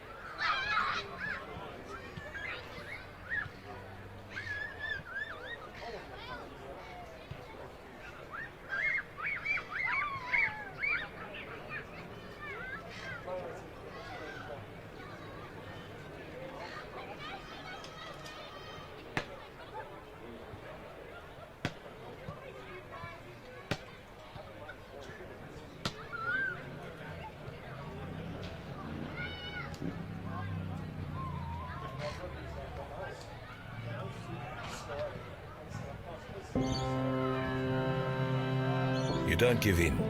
You don't give up. You push on when most would have pushed off. You lend a hand, whether a hand was asked for or not. It's called Aussie Spirit for good reason, because it takes spirit to get through times like these. Lucky you've got it in spades. It's what inspires us to be by your side to help. Together we'll get through this. We always do. Search Toyota, here to help. Welcome back to City Oval here in Ballarat, where the Toyota McDonald's Ballarat Football Netball League match of the day live stream between Redan and Ballarat. Redan 19-12-126 have run out winners over Ballarat 10-12-72. Just before we go into goal kickers and our votes for the day, around the grounds, we think these are final scores. Lake Wendouree 12-15-87 have run out 23-point winners over North Ballarat 9-10-64. East Point 13-14-92 have run out 29-point winners over Sunbury 8-15-63. And in the real close one of the day, as there has been every week, Melton 10-12-72 have gone down at home to Sebastopol 12-4-76. 4-point winners to the Borough. And this one, a big win. Melton South 16-8-104 have won by 5 goals over Bacchus Marsh 10-14-74. I know the ladder doesn't mean much after round 2 before today, but Melton South were sitting 10th, hadn't won a game, and Bacchus Marsh was sitting 4th. 5 goals to Melton South. That's a great win, Kyle. Definitely, Brad. Really pleased with how Melton South's been going on the field this year. They've been competitive in all their matches. They could be two. They could really be 2-1, Brad, if it had gone a kick either way in last week's match against Redan. And as we saw today, Redan are a quality outfit when they're on song. So they'll take plenty of confidence from this win moving forward. The Panthers. We did say yesterday in Beyond the Boundary that Melton South weren't too far away from a win. Well, there was only 24 hours, Kyle. And they've got a win that a lot wouldn't have thought they would get over Bacchus Marsh. And to win by 5 goals, I just think that is terrific for the competition. It is such, and I know you said this off air today before we went to air, that is such a close contested competition. Absolutely, and that's what you want. I did also say that I probably think that the top 3 in Sebastopol, Melton and East Point are probably marginally ahead of the others, but in terms of the rest of the sides, it's if you're slightly off on your day, I mean, as I said earlier, I feel like Ballarat going into this game would have been chock full of confidence even without Hooper and Gibson and potentially could have taken the chockies, but Redan were fantastic today, and the way they used the ball going inside 50, we spoke about it all day, was just magnificent and clearly was the reason for their victory today. Most certainly was. And the goal kickers for Redan in their 19-12-126 win, 5 goals to Dean Chester, 3 to Grant Bell, and 2 to Isaac Grant and Lachlan McLean, and the debut game of Jack Richards and Stuart Aberdeen, all got 2, and singles to Broadbent and the captain Liam Hoy. For Ballarat in their 10-12-72, it was Daniel Kennedy that got 2, and then all single goal kickers. Russell Pongo, Tyler Constable, Will Liston, Grant Baldwin, Mitch Bishop and the captain Sam James. 3-2-1 for today. Kyle, we'll pass over to you to give your 3-2-1 and then I'll give mine. Starting off with my 1 vote, I've gone with Grant Bell. Kicked 3 goals 4, I think, for the day, so could have easily had a big day out, but he was really impressive, playing sort of that hybrid marking leading up forward, so meeting the ball carrier up, and look, it helps when you're getting delivery like he was from his midfielders, but I think he was fantastic today. My 2 votes, I'm going to go to Lockie George in the midfield. Finished 4th in the Henderson medal back in 2019 and didn't play the first 2 games, I believe it was, Brad. So to have him back, he started well. And my 3, which I'll explain why I've given my 3 to this player as opposed to Lockie George, and that is to the 150 gamer Dean Chester for his 5 goals. I reckon he's kicked 5-6 in the end, Brad. So he's had over 10 shots on goal, but a lot of his goals came in that first half. I think he had 4 at half time, Brad. So when the game was on the line and there to be won, he was just an unstoppable force inside that forward 50, and he gets my 3 votes. He also probably accumulated more frequent flyer points in the air today than most. He just got up a lot, didn't he? He did, yeah. A lot like Liam Ryan in the AFL. He's just an excitement machine. He doesn't need much of a run up. It's mostly a standing jump, and he just springboards from nowhere. So. Yeah, he was fantastic today, and as we said, he probably could have kicked the double figures, but wasn't to be, but he was still fantastic and gets my 3 votes. Yeah, Dean Chester got my 1 vote. I give him 1 vote, 5 goals. He's got to get in the vote somewhere, but I went for 2 players from the Redan midfield because I just thought if it wasn't for the supply that guys like Chester, Bell and Grant got, they probably wouldn't have kicked the goals that they kicked. So my 2 votes went to Cooper Craig Peters. I thought he was terrific in the middle. He runs both ways. He's in and under. He's an inside and outside player. Lovely left foot. I thought he was very good. But my 3 votes for his first game back with Redan today was Lockie George. I just thought his bustling hard work in the midfield and his leg coming out of there he gets it in really with depth and gets it in quick for the Lions. And there's a real apology to Bailey van der Heuvel from Ballarat. I just thought he was really superb. And their captain after half-time, Sam James, was very good too. Yeah, I think, look, it's difficult to get amongst the votes when you go down by 9 goals, as Ballarat did. But van der Heuvel was fantastic. I think easily their best player. We spoke about it throughout the coverage, but really liked Liston's game. And without knowing too much about him, I'd say he's a young fella as well. So good signs for the youth down at the Swans as well. And yeah, I think their captain James in that second half, he really stood up when they might have thought they were a bit of a sniff late in that third quarter, but Redan just put the pedal down and kicked away towards the end of that third quarter, and in the end ran out pretty comfortable victors. Now, you said off air that there might have been a bit of an injury to Paddy Simpson from Ballarat? Yes, just for Ballarat Sports Medicine. I saw him walking off the ground at the end of the match with the trainers with his arm in a sling. So let's hope for young Paddy Simpson it's nothing too major. But yeah, something to be concerned about from a Ballarat perspective. Yeah, very unfortunate. The worst thing about this game is injuries. None of us like them. We don't like seeing them, especially when it's to the young ones who are starting out their career. Now, next week, round 4 promises to be an absolute beauty. Ballarat take on Lake Windaree. Darley are at home to Melton. Bacchus Smash are at home to East Point. Melton South are at home to Sunbury. That becomes a big game where Sunbury have lost their last 2 and Melton South will be high on confidence at home to Sunbury. They'll be up and about. And the Ballarat Toyota match of the day is out at Mars Stadium between North Ballarat and Sebastopol. That promised to be a great game as well next week. Yeah, Sebastopol obviously going well, North Ballarat going well with Brendan McCartney at the helm. So really looking forward to that match next week. It is going to be another weekend of great footy next weekend in the McDonald's Ballarat Football Netball League.